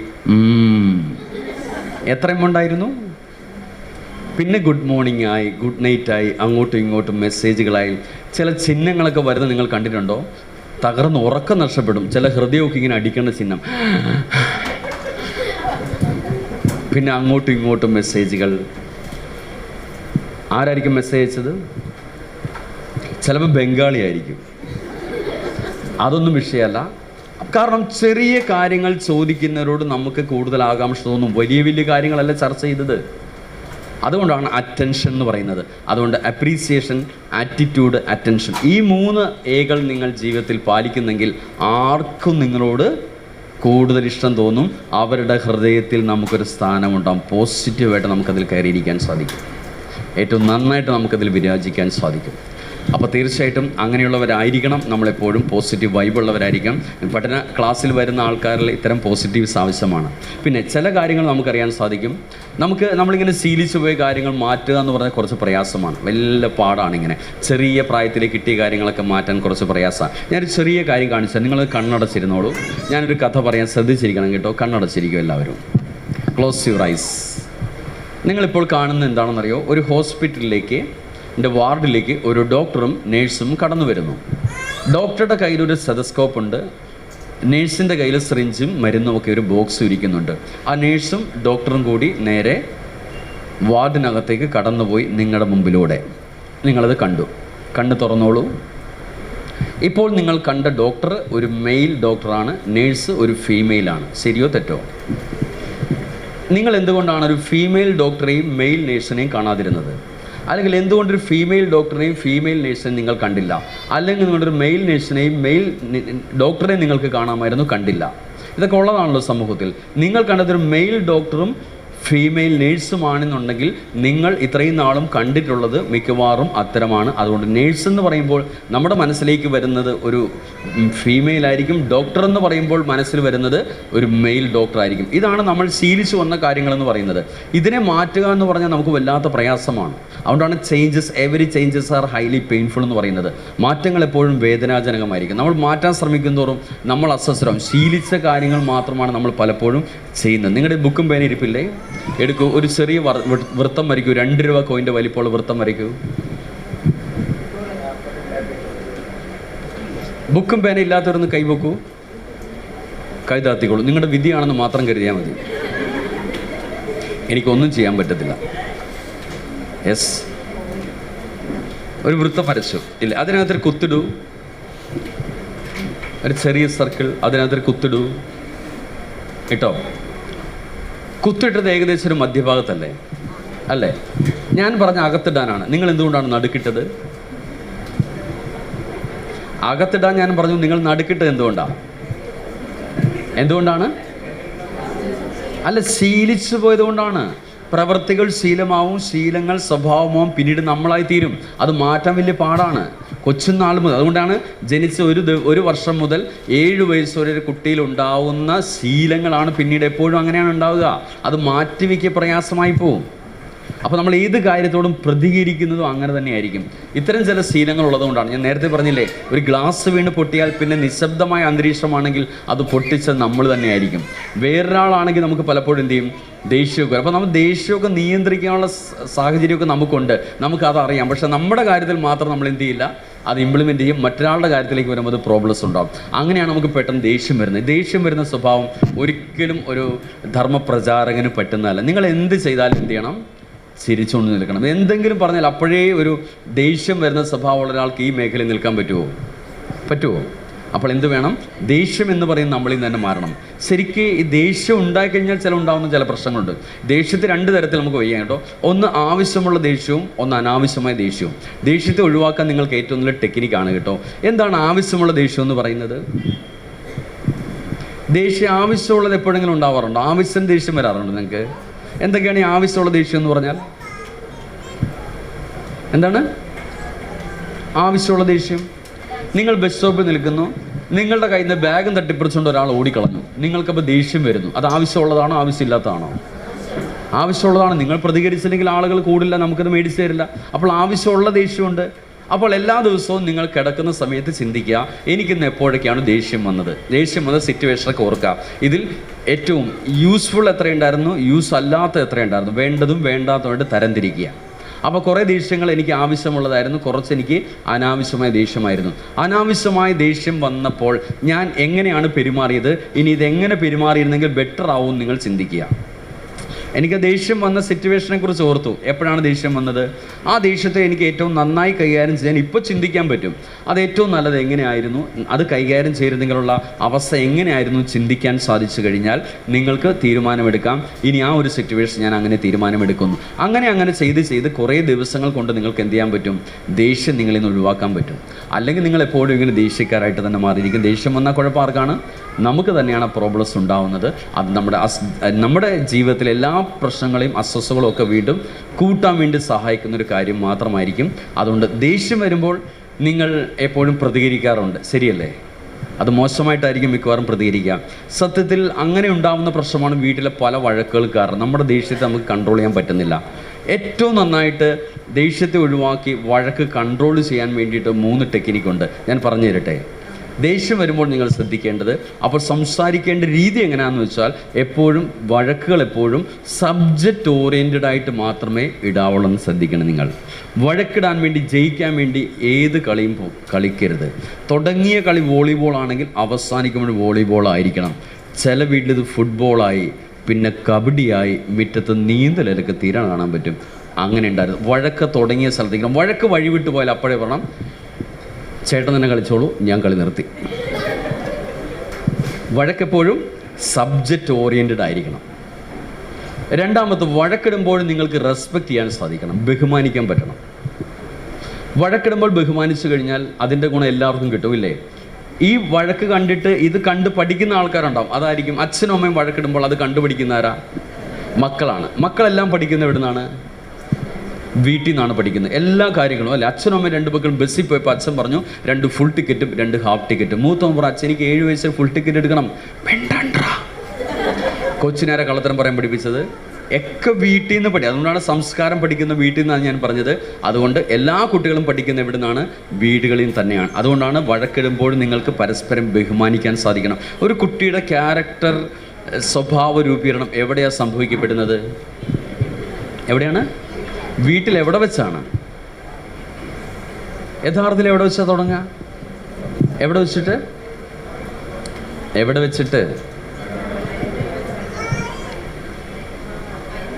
എവിടെ വെച്ചിട്ട്? അമ്മയുടെ ഗർഭപാത്രത്തിൽ വെച്ചാണ് സ്വഭാവ രൂപീകരണം. എത്രാമത്തെ മാസം മുതൽ? 3-ാമത്തെ മാസം മുതൽ കുട്ടിയുടെ സ്വഭാവ രൂപീകരണം ആരംഭിക്കും. എന്നാൽ അടിസ്ഥാന സ്വഭാവം എവിടെ നിന്ന് ആരംഭിക്കും? സ്വഭാവ രൂപീകരണം 3-ാമത്തെ മാസം. അടിസ്ഥാന സ്വഭാവ രൂപീകരണം എപ്പോഴാണ്? എപ്പോൾ? നിങ്ങൾ ജനിച്ചത് എവിടെയാണ്? ജനിച്ചത് എവിടെയാന്ന്? എവിടെ? അമ്മയുടെ ഗർഭപാത്രത്തിൽ വരുന്നതിന് മുമ്പ് നമ്മൾ എവിടെയായിരുന്നു?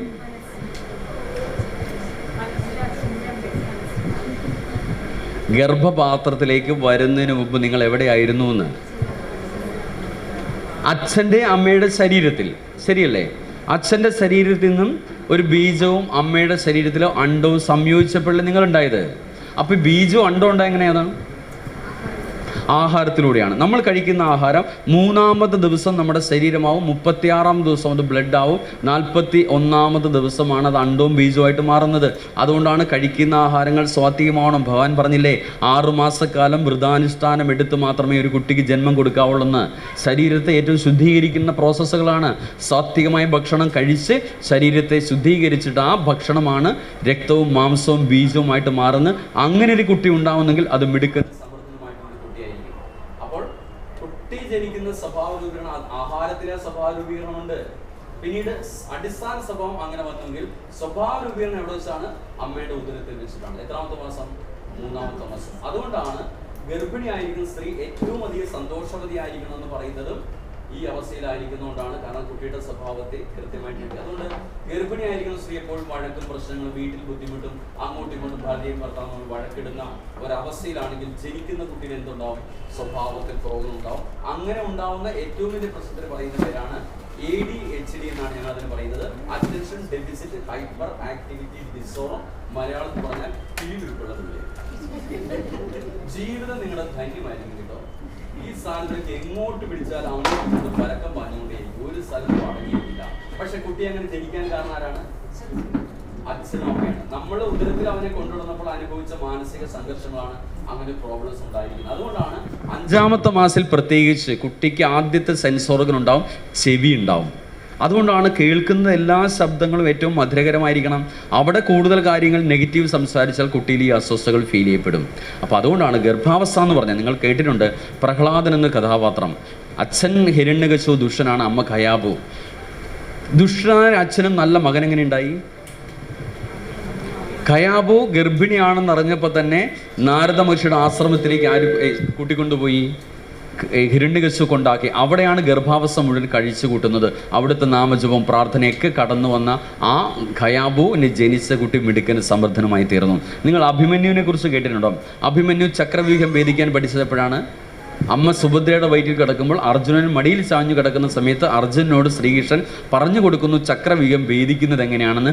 അത് കേട്ടത് ഉദരത്തിൽ കിടക്കുന്ന അർജുനനായിരുന്നു. രാമൻ സീതയെ ഉപേക്ഷിച്ചു നമ്മൾ കേട്ടു. ഉപേക്ഷിച്ചതല്ല, പൂർണ്ണ ഗർഭിണിയായ സീത നാട്ടിൽ നടക്കുന്ന അപഖ്യാതി കേട്ട് വയറ്റിൽ വിടുന്ന കുട്ടി ഹൈപ്പറായി പോകാതിരിക്കാൻ വേണ്ടി രാമൻ തന്ത്രപൂർവ്വം വാൽമീകിയുടെ ആശ്രമത്തിൽ കൊണ്ട് വിട്ടതാണ്. അങ്ങനെ നല്ല മിടുക്കന്മാരായ കുട്ടികളുണ്ടായി ലെവനും കുശനും. അപ്പോൾ ഇതൊക്കെ നമ്മളെ പറഞ്ഞ് അതുകൊണ്ടാണ് അമേരിക്കൻ സൈക്കോളജിയിൽ ഒരു തിയറി പറയും അഭിമന്യു എഫക്റ്റ് എന്ന്. അഭിമന്യു ആരാണ്? ഹിന്ദു പുരാണത്തിലുള്ള ആൾ. അമേരിക്കക്കാരിട്ടിരിക്കുന്ന പേരെന്താ സൈക്കോളജിക്ക്? അഭിമന്യു എഫക്റ്റ് എന്നാണ്. എന്താണ് അഭിമന്യു? ഗർഭാവസ്ഥയിൽ ഒരു കുട്ടിക്ക് കൊടുക്കേണ്ട സംഗതികളാണ് അതിൽ പറയുന്നത്. അതുകൊണ്ട് വഴക്കിടുമ്പോഴും നിങ്ങൾക്ക് എന്ത് ചെയ്യാൻ സാധിക്കണം? പരസ്പരം ബഹുമാനിക്കാൻ സാധിക്കുന്ന ഏറ്റവും നല്ല കാര്യമാണ്. പിന്നൊരു കാര്യമാണ്, നിങ്ങൾക്ക് വഴക്കിടുമ്പോൾ ദേഷ്യം വരാം, അവിടെ ക്ഷമിക്കുക എന്നുള്ളത്. ക്ഷമ എന്ന് പറഞ്ഞാൽ കുടുംബജീവിതത്തിൻ്റെ അടിത്തറയാണ്. സൗഹൃദപരമായിട്ട് പോകാൻ സാധിക്കണം. വഴക്കിടുമ്പോൾ ഈ 3 കാര്യങ്ങൾ മാത്രം ചിന്തിച്ചാൽ മതി. ഒന്ന്, സബ്ജക്റ്റ് ഓറിയൻറ്റഡ് ആയിട്ട് വഴക്കിടാവുള്ളൂ. രണ്ടാമത്, പരസ്പരം റെസ്പെക്റ്റ് ചെയ്യണം. മൂന്നാമത്തേത്, ക്ഷമിക്കുക. ഈ 3 കാര്യം ചെയ്താൽ പിന്നെ നിങ്ങളുടെ ഒരു വഴക്കുണ്ടാവില്ല. നടക്കുന്ന കാര്യത്തിന് പറയുന്നവരെ ചർച്ച തുടങ്ങിയെന്ന് പറയും. വീട്ടിൽ ചർച്ച വേണോ വഴക്ക് വേണോ? ഏതാണ് വേണ്ടത്? നിങ്ങൾ തീരുമാനിച്ചാൽ മതി. നിങ്ങൾക്ക് ഉറക്കം വരുന്നുണ്ടോ? ശ്രദ്ധ മാറിപ്പോകുന്നുണ്ടോ? കുറച്ച് പേരുടെയൊക്കെ ശ്രദ്ധ ഇങ്ങനെ വിട്ടു പോകുന്നല്ലോ എനിക്ക് തോന്നി. ചൂടടിക്കുന്നതുകൊണ്ടാണോ? ചിലരൊക്കെ ചിന്തിക്കുന്ന പോലെ ഇങ്ങനെയാണ്, ഉച്ചയ്ക്ക് അവിയലാണോ മോര് കൂട്ടാനായിരിക്കും.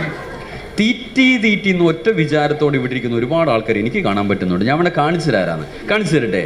ആ കളി എന്നോട് എടുക്കല്ലേ. കൈ എടുത്തേ. ഭക്ഷണത്തെക്കുറിച്ച് അല്ല, അടിക്കരുത്, എടുത്താൽ മതി സാറേ. സാറിന് ഇപ്പോഴേ അവിയലിൻ്റെ വിചാരമാണോ? തെറ്റിക്കരുത്. കൈ അടിക്കണമെന്ന് ഞാൻ പറയും മാത്രം അടിക്കാവുള്ളൂ. റെഡി 1 2 3 സ്റ്റാർട്ട് എന്ന് പറഞ്ഞാൽ കൈ അടിക്കും. പറയട്ടെ, സ്റ്റാർട്ടിന് അടിക്കും, സ്റ്റോപ്പിന് നിർത്തണം കേട്ടോ. സ്റ്റാർട്ടിന് തുടങ്ങാനും സ്റ്റോപ്പിന് നിർത്താനും സാധിച്ചാൽ നിങ്ങൾ ശ്രദ്ധയുള്ളവരാണെന്ന് എനിക്ക് മനസ്സിലാവും. കൈ എടുത്തോളൂ. Ready 1 2 3 start. സ്റ്റോപ്പ്. ഓ, അസാമിന് ശ്രദ്ധയുള്ളൂ. നല്ല സ്പീഡ് അടിക്കണം കേട്ടോ. ഒരിക്കൽ കൂടി സ്റ്റാർട്ടിന് തുടങ്ങി, സ്റ്റോപ്പിൽ നിർത്തും. തെറ്റിക്കരുത്. അവിയലിൻ്റെ ആൾക്കാരൊക്കെ ചറവറ അടിച്ചുകൊണ്ടിരിക്കും കേട്ടോ. നമ്മുടെ പഠന ക്ലാസ്സിന് പ്രോബ്ലംസ് ഉണ്ടാക്കല്. Ready 1 2 3 start. ഞാൻ സ്റ്റോപ്പ് പറഞ്ഞില്ലല്ലോ. സ്റ്റോപ്പ് പറഞ്ഞാൽ മാത്രമേ നിർത്താവുള്ളൂ. നിങ്ങളുടെ പ്രശ്നം ഞാൻ പറയുന്നത് കേൾക്കണം, ചെയ്യണം. മൊത്തം കൺഫ്യൂഷനല്ലേ? നിങ്ങളുടെ ശ്രദ്ധ വിട്ടു പോകുന്നതുകൊണ്ടാണ്. ഇനി ഞാൻ പറയുന്നില്ല. കൈ അടിച്ചാൽ അപ്പോഴേ കൈ അടിച്ചോണം കേട്ടോ. നിങ്ങൾ ഞാൻ അടിച്ചാൽ അപ്പോൾ നിങ്ങൾ അടിക്കും. ഈ അവിയലിൻ്റെ ആൾക്കാർ ഇതൊന്നും നോക്കിയില്ല കേട്ടോ. ചറബർ അടിക്കും. നമ്മുടെ പ്രോഗ്രാമിന് അലങ്കോലം ഉണ്ടാക്കരുത്. റെഡിയല്ലേ? ഒരുമിച്ച്.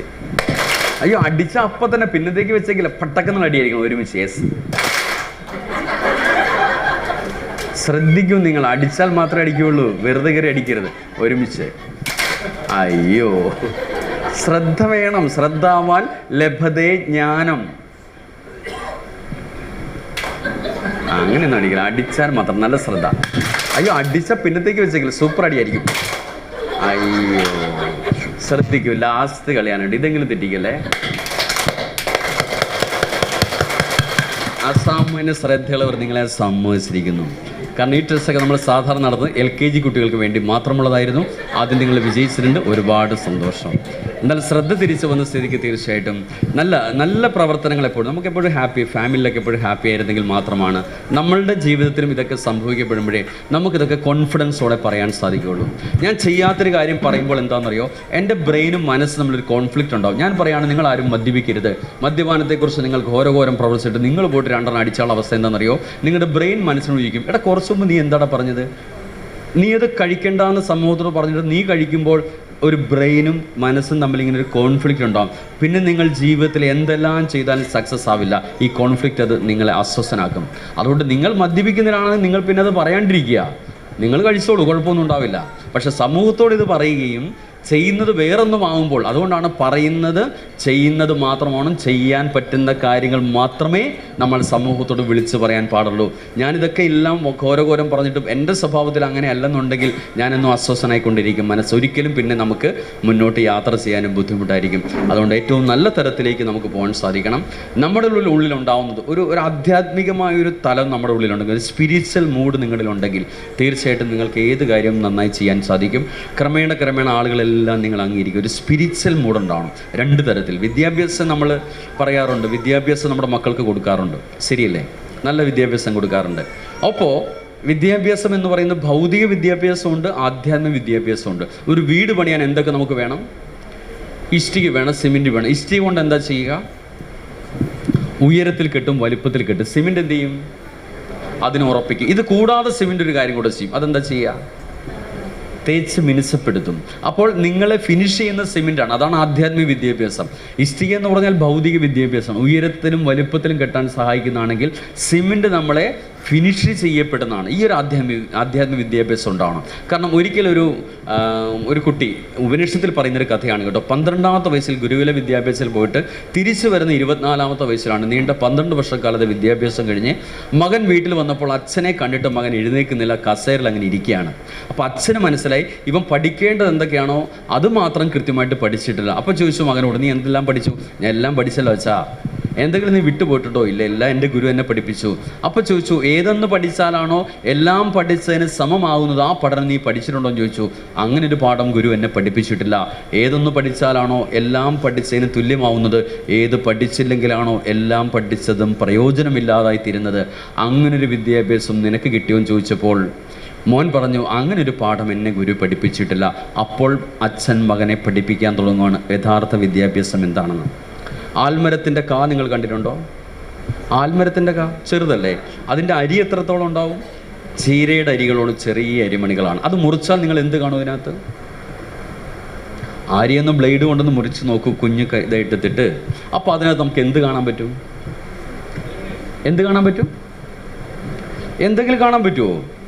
ഒരു ചെറിയ വെള്ളം പോലെ എന്തോ ഒരു അവസ്ഥ ഉണ്ടാകും. പക്ഷേ ആ വെള്ളം പോലെ നിങ്ങൾ കാണുന്നത് കുറച്ചുകൂടെ നിങ്ങൾ ആഴത്തിൽ നോക്കിക്കഴിഞ്ഞാൽ അതിനകത്തൊരു ആൽമരം ഉറങ്ങിക്കിടക്കുന്നത് കാണാൻ പറ്റും.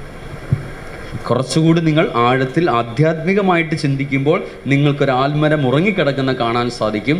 ആൽമരത്തിന് അനുകൂലമായ സാഹചര്യമുണ്ടാൽ അത് പൊട്ടിമുളയ്ക്കും, ആൽവൃക്ഷമായിട്ടത് മാറുകയും ചെയ്യും. അപ്പോൾ ആൽമരത്തിൻ്റെ ഉള്ളിൽ ഒരു ആൽവിത്തിൻ്റെ ഉള്ളിൽ ആൽമരം ഉണ്ടെന്നുള്ള അറിവാണ് എന്തെല്ലാം അറിയുന്നതിനേക്കാൾ ശ്രേഷ്ഠമായിട്ടുള്ളത്.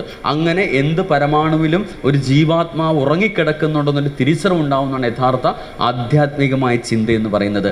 അത് നമ്മളിൽ ഉണ്ടാവണം. അപ്പോൾ നമുക്കൊരു സ്പിരിച്വൽ മൂടുണ്ടാവും. വിളക്ക് കത്തിക്കാറുണ്ട് വീട്ടിൽ? സന്ധ്യാസമയങ്ങളിൽ എത്ര വീട്ടിൽ വിളക്ക് കത്തിക്കാറുണ്ട്? ഓക്കെ, ഞാൻ ഇടയ്ക്ക് ഇങ്ങനെ കയ്യോ കാലൊക്കെ പൊക്കും. നിങ്ങൾ വിളക്ക് കത്തിക്കുന്നവരാണോ വിളക്ക് കത്തിക്കാത്തവരെന്ന് അറിയാൻ വേണ്ടി. നിങ്ങളെല്ലാവരും വിളക്ക് വെച്ച് പ്രാർത്ഥിക്കുന്ന ആൾക്കാരെന്ന് അറിയില്ലേ? കൈ പൊക്കാൻ പറയും നിങ്ങൾ ഇരുന്ന് ഉറങ്ങുന്നുണ്ടെങ്കിൽ വേണ്ടി മാത്രമാണ്. ചില ആൾക്കാർ ഇരുന്ന് ഉറങ്ങുമ്പോൾ എന്നെ ഇങ്ങനെ വിളിക്കും, സാർ ഇങ്ങോട്ട് വരും, നമുക്ക് ഇവിടെ ഇരിക്കാമെന്ന് പറയും. അതൊക്കെ അറിയാൻ വേണ്ടിയാണ് ഞാൻ ഇടയ്ക്ക് കയ്യോ കാല പൊക്കാൻ പറയുന്നത് കേട്ടോ. അപ്പോൾ നിങ്ങൾ വിളക്ക് കത്തിക്കാറുണ്ട്. എത്ര തിരിയിട്ടാണ് കത്തിക്കുന്നത്? എത്ര തിരിയിട്ട് കത്തിക്കുന്നതാണ് നല്ലത്? ഐശ്വര്യം കൂടുതൽ എത്ര തിരിയിട്ട് കത്തിച്ചാലാണ്? 5 തിരി. സാധാരണ കത്തിക്കുമ്പോൾ 2 തിരി. ഉദ്ദിഷ്ടകാര്യ സിദ്ധിക്ക് എത്ര തിരിയിട്ട് കത്തിക്കണം? ഐശ്വര്യത്തിന് 7 തിരി. ഉദ്ദിഷ്ടകാര്യ സിദ്ധിക്ക് എത്ര തിരി കത്തിക്കണം? 5 തന്നെ മതിയോ? അഭീഷ്ടകാര്യ സിദ്ധിക്കോ എത്ര വേണം? എത്ര തിരിയിട്ട് കത്തിക്കണം? എനിക്കറിയില്ല. ഒരാൾ ചോദിച്ചു എന്നോട്, എത്ര തിരിയിട്ടാണ് സാറേ വിളക്ക് കത്തിക്കണം? ഞാൻ ചോദിച്ചു, ചേച്ചി എത്ര തിരിയിട്ടാണ് കത്തിക്കുന്നത്? 2 തിരിയായിരുന്നു സാർ. പക്ഷേ ഒരു പ്രഭാഷണം കേട്ട മനസ്സിലായി 3 തിരിയിട്ട് കത്തിച്ചാൽ ഐശ്വര്യം കുമിഞ്ഞു കൂടുമെന്ന്. അന്ന് മുതൽ 3 തിരിയാക്കി സാർ. പിന്നെന്താ കുഴപ്പം, കത്തിച്ചുകൂടെ? അപ്പോഴാണ് സപ്താഹം കേട്ടത്. അപ്പോൾ മനസ്സിലാക്കി 5 തിരിയിട്ട് കത്തിച്ചാൽ ഐശ്വര്യം ഉണ്ടാവുന്ന ഒരുപാട്. അന്ന് മുതൽ 5 തിരിയാക്കി സാർ. പിന്നീട് മോളുടെ വിവാഹം നടക്കാണ്ടായപ്പോൾ ജോത്സ്യനെ പോയി കണ്ടപ്പോൾ ജോത്സ്യം പറഞ്ഞു എല്ലാ ദിവസവും 7 തിരിയിട്ട് കത്തിക്കാം. മൊത്തം കൺഫ്യൂഷനാണ് സാർ, ശരിക്കും എത്ര തിരിയിട്ടാണ് കത്തിക്കേണ്ടത്? ചേച്ചി എത്ര തിരിയിട്ടാണ് കത്തിക്കുന്നത്? വിളക്ക് കത്തിച്ചിട്ട് 1.5 മാസമായിരുന്നു. ഇതൊക്കെയാണ് നമ്മുടെ അവസ്ഥ കേട്ടോ. നിങ്ങൾ 2 തിരിയോ 3 തിരി എത്ര തിരിയിട്ട് കത്തിച്ചോളൂ. കത്തിക്കുമ്പോൾ ശ്രദ്ധിക്കേണ്ടത് എന്തെണ്ണ ഒഴിച്ചാണ് കത്തിക്കുന്നത്? എന്താ? വെളിച്ചെണ്ണ അല്ലെങ്കിൽ നല്ലെണ്ണ അല്ലെങ്കിൽ വിളക്കെണ്ണയോ? അങ്ങനെ ഒരു എണ്ണയുണ്ടോ? എള്ളാട്ടിയാൽ എന്തെണ്ണ കിട്ടും? കടലയാട്ടിയാൽ? അപ്പോൾ വിളക്കാട്ടിയാലോ? മാതിരി വിളക്ക് എവിടെയാണ് ഇരിക്കുന്നത്? വിളക്കെണ്ണ എന്നൊരു എണ്ണയില്ല. ഈ വറുത്തതും പൊരിച്ചതൊക്കെ എണ്ണ കൊണ്ടുപോയിട്ട് പാട്ടയിലാക്കി നിറച്ച് കൊണ്ടുവന്ന് നമുക്ക് വീണ്ടും തരാനാണ് വിളക്കെണ്ണ. അതൊന്നും മേടിച്ചൊരിക്കലും കത്തിക്കില്ല കേട്ടോ. അതൊക്കെ നമ്മുടെ ആരോഗ്യത്തിന് ക്യാൻസർ പേഷ്യൻ്റൊക്കെ കൂടുതൽ ഉണ്ടാകാനുള്ള കാരണം ഇതൊക്കെ കത്തിച്ചിട്ടാണ്. വിളക്ക് കത്തിക്കരുതേ എന്ന് പറയുന്ന ആൾക്കാരാണ് എണ്ണ ഉണ്ടാക്കുന്നത്. ഇത് നിങ്ങൾ തിരിച്ചറിയാൻ സാധിച്ചാൽ മതി. ഇതൊക്കെ കച്ചവടമാണ് കേട്ടോ. നമ്മുടെ വീട്ടിൽ ഒന്നുകിൽ വെളിച്ചെണ്ണ അല്ലെങ്കിൽ നല്ലെണ്ണ ഉപയോഗിച്ച് മാത്രം 1 തിരിയിട്ട് കത്തിച്ചാലും മതി. ഒഴിക്കുമ്പോൾ ഈ എണ്ണയായിരിക്കണം. വിളക്ക് കത്തിക്കുന്നതിന് വേണ്ടിയാണ്. കേട്ടില്ല? അയ്യോ, വിളക്ക് കത്തിക്കുന്നതിന് വേണ്ടിയാ? എന്താണ്? സൂര്യപ്രകാശത്തിൽ ആ സൂര്യൻ അസ്തമിച്ചപ്പോൾ ഉണ്ടായ അണുപ്രസരണത്തെ തടയുന്നതിന് വേണ്ടി വിളക്ക് വെച്ചിട്ട് എന്ത് ചെയ്യണം? അപ്പം ചുറ്റിനും കൂടി ഇരുന്നിട്ട് നമ്മൾ പ്രാർത്ഥിക്കണം. കൊച്ചു കുട്ടികളുണ്ടെങ്കിൽ നിങ്ങൾ മടിയിലിരുത്തി പ്രാർത്ഥിക്കും. കുട്ടികൾ വികൃതി കാണിക്കും, പക്ഷെ അതൊന്നും നോക്കണ്ട, ഏറ്റുപാടം നോക്കണ്ട. മടിയിലിരുത്തി പ്രാർത്ഥിക്കുമ്പോൾ 1 വയസ്സ് മുതൽ 7 വയസ്സുള്ള കുട്ടിയുടെ ചെവിയുടെ ഉള്ളിലേക്ക് ഈ മന്ത്രങ്ങൾ കയറും. കുട്ടിയിൽ അത് ഹൃദയസ്ഥമാവും. കുട്ടി പാടണമെന്നൊന്നുമില്ല. അതുകൊണ്ടാണ് നിങ്ങൾ നോക്കിക്കോളൂ, മുസ്ലിംസൊക്കെ അവരുടെ മതപാഠശാലകളിലേക്ക് 4 വയസ്സിലെ കുട്ടിയെ കൊണ്ടുപോകും. അടിസ്ഥാനപരമായ പാഠങ്ങൾ കുട്ടി പഠിക്കുന്ന അപ്പോഴാണ്. 7 വയസ്സ് വരെയാണ് കുട്ടിയുടെ ബ്രെയിൻ ഡെവലപ്മെൻറ്റ്സ് മുഴുവൻ നടക്കുന്നത്. അപ്പോൾ ആ സമയത്ത് നിങ്ങൾ പ്രാർത്ഥിക്കുമ്പോൾ അതൊരുപാട് ഗുണം ആർക്ക് കിട്ടും? കുട്ടിക്കും കിട്ടും, നമുക്കും ഉണ്ടാവും, ഐശ്വര്യം ഉണ്ടാവും ചെയ്യും. പ്രാർത്ഥന എന്ന് പറഞ്ഞാൽ രസകരമായിട്ട് വലിയ വലിയ കട്ടി കൂടിയ പ്രാർത്ഥനയൊന്നും പ്രാർത്ഥിക്കണമെന്നില്ല കേട്ടോ. ഏറ്റവും ലളിതമായിട്ട്. ഞാനൊക്കെ അമ്മയൊക്കെ മടിയിൽ പിടിച്ചിരുത്തിയിട്ട് പ്രാർത്ഥിക്കുമായിരുന്നു. ഞങ്ങളൊക്കെ വൈക്കത്ത് സ്വദേശികളായതുകൊണ്ട് വൈക്കത്തപ്പനെക്കുറിച്ചുള്ള പ്രാർത്ഥനകളൊക്കെ ഞങ്ങൾ പാടാറുള്ളൂ. നിങ്ങൾ കേട്ടിട്ടുണ്ടാകും. ഏറ്റവും സിമ്പിളായ ചില പ്രാർത്ഥനകൾ, ഏറ്റവും എല്ലാവർക്കും ചൊല്ലാൻ പറ്റുന്ന പ്രാർത്ഥനകളാണ്. നിങ്ങൾ കേട്ടിട്ടില്ലേ? നരനായിങ്ങനെ ജനിച്ചു ഭൂമിയിൽ നരകവാരിധി നടുവിൽ ഞാൻ, നരകത്തിൽ നിന്നും കരകേറ്റിയിടണം തിരുവൈക്കം വാഴും ശിവശംഭോ. ശിവശംഭോ ശംഭോ.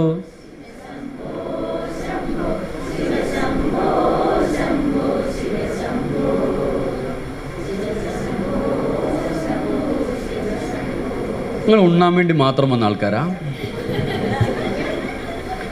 ഊണ് കഴിക്കാൻ വേണ്ടി മാത്രം വന്നാണോ? നിങ്ങൾ തമ്മിൽ അഭിപ്രായ വ്യത്യാസം ഉണ്ടെന്ന് എനിക്ക് ഇപ്പോഴാണ് മനസ്സിലായത്. പഠന ക്ലാസ്സിലുള്ള ആൾക്കാർ തമ്മിൽ അഭിപ്രായ വ്യത്യാസം ഉണ്ടോ ഇല്ലയോ? ഉണ്ടോ ഇല്ലയോ? ഉണ്ടെന്നോ ഇല്ലയോ? ഉണ്ട്.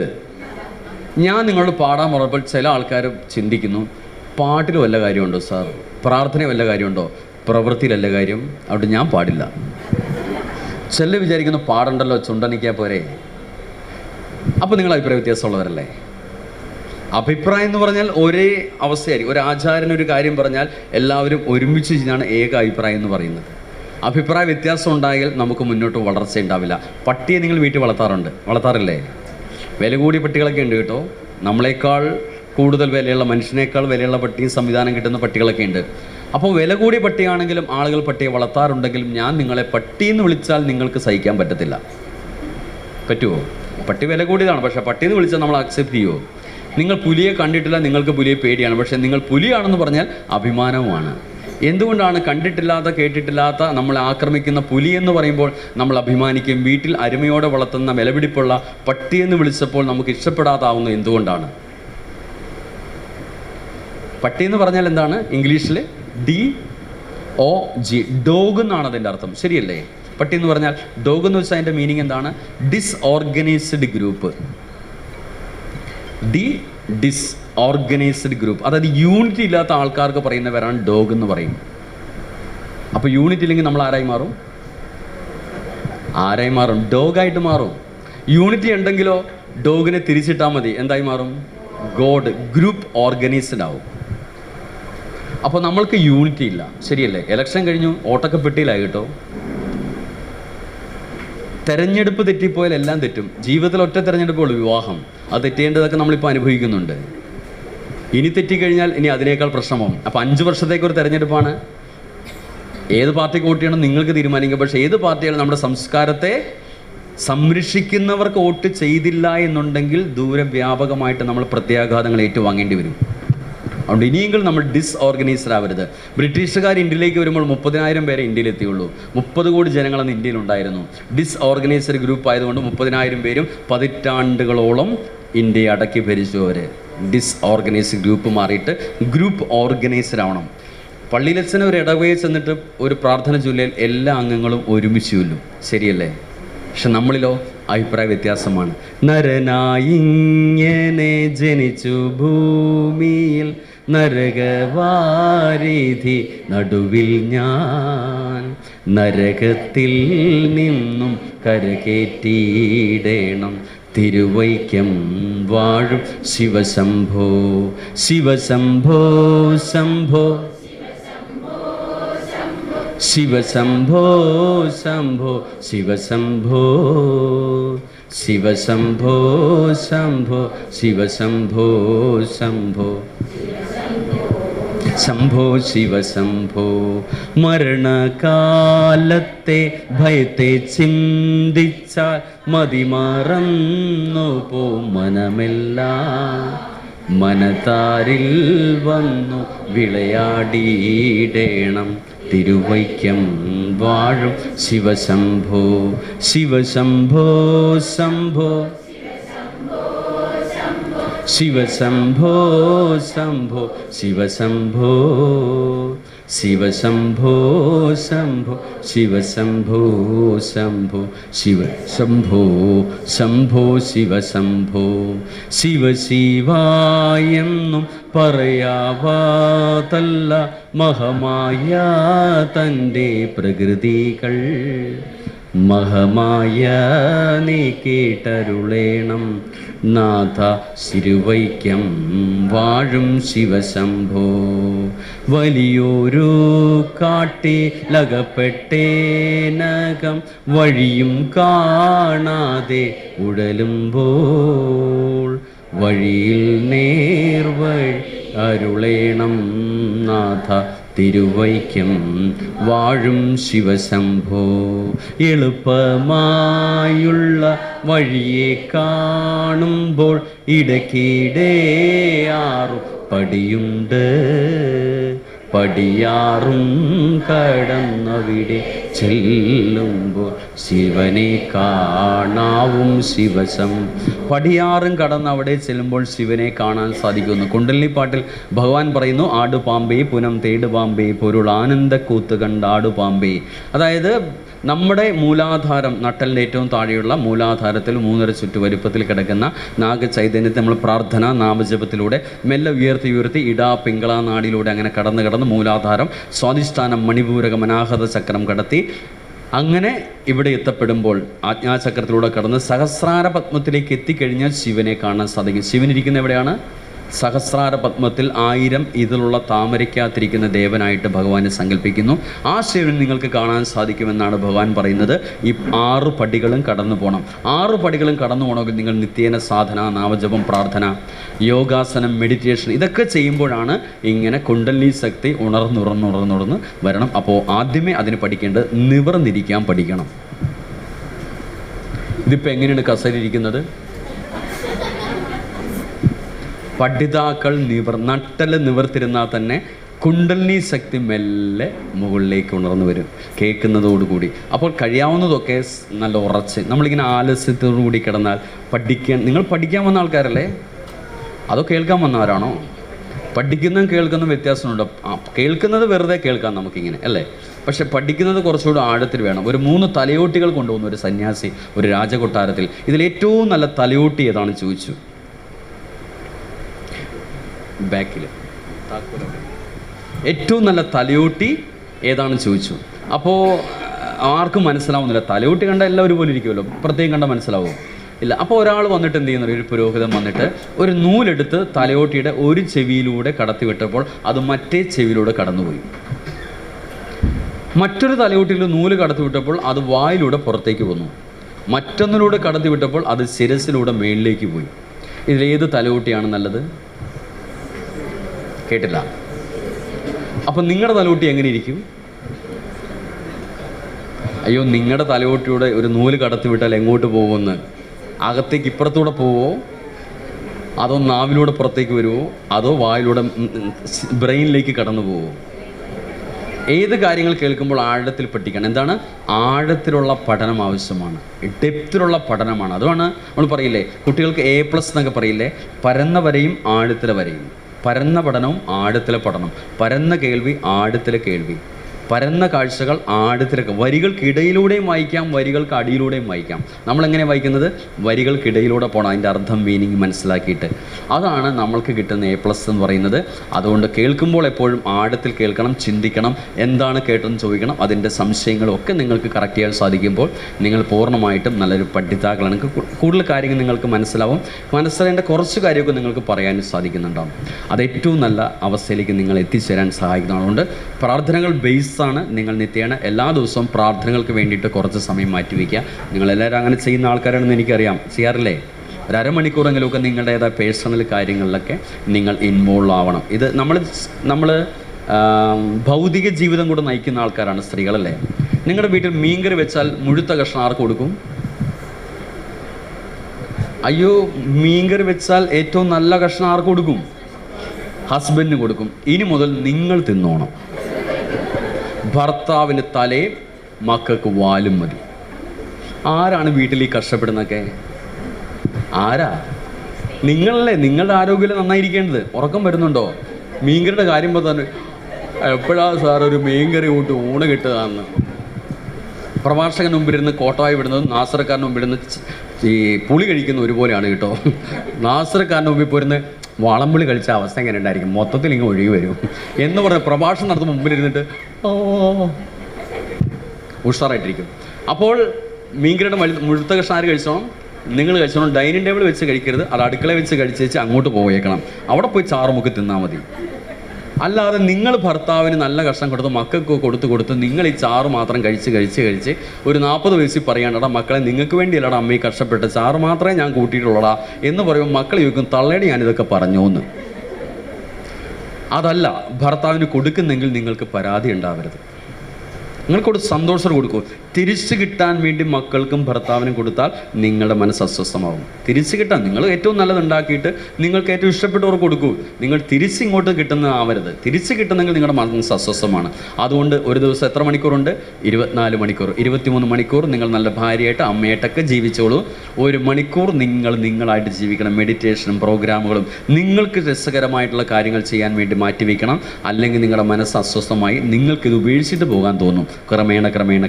അതുകൊണ്ട് നിങ്ങളായിട്ട് ജീവിക്കുമ്പോൾ നിങ്ങൾക്ക് എന്തുണ്ടാവും? ഒരു സന്തോഷം, പോസിറ്റീവൊക്കെ നിങ്ങൾക്കുണ്ടാവും.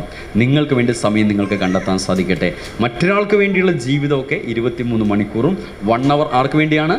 നിങ്ങളായിരിക്കണം. ഒരുപാട് കാര്യങ്ങൾ നിങ്ങൾക്ക് ചെയ്യാൻ സാധിക്കുന്നുണ്ട്. അതിലൊക്കെ പുസ്തകങ്ങൾ വായിക്കാനും കൂടുതൽ വരാൻ 1 മണിക്കൂർ നിങ്ങൾ ചിട്ടപ്പെടുത്തു ജീവിതത്തെ. 1 മണിക്കൂർ സമയം നിങ്ങളുടേതായ രീതി. 60 വയസ്സ് കഴിഞ്ഞാൽ സന്യാസ ജീവിതമാണ്, പിന്നെ വാനപ്രസ്ഥമാണ്. ശരിയല്ലേ? നിങ്ങൾക്ക് ഇവിടെ ഒന്നും പോകണ്ട, ഹിമാലയത്തിൽ ഒന്നും പോകേണ്ട ആവശ്യമില്ല.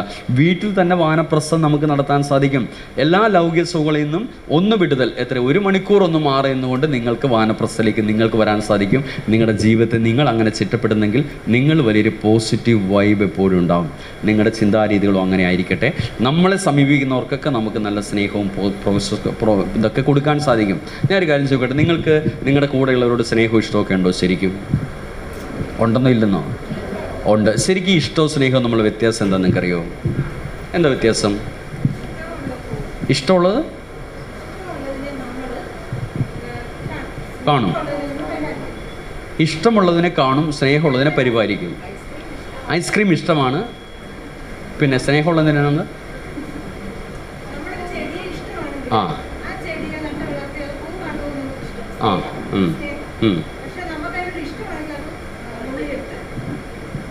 എടുക്കും. അതാണോ ഇഷ്ടവും സ്നേഹം നമ്മൾ വ്യത്യാസം? നിങ്ങൾക്ക് എന്തിനോടൊക്കെ ഇഷ്ടമുണ്ട്? ഒരുപാട് ഇഷ്ടമില്ലേ? പൊറോട്ട ഇഷ്ടമാണ്, ചിക്കൻ ഇഷ്ടമാണ്, പട്ടിക്കുട്ടി, പൂച്ചക്കുട്ടി, ഭാര്യ, ഭർത്താവിന്, അച്ഛനും ഇഷ്ടം നമുക്കല്ലേ?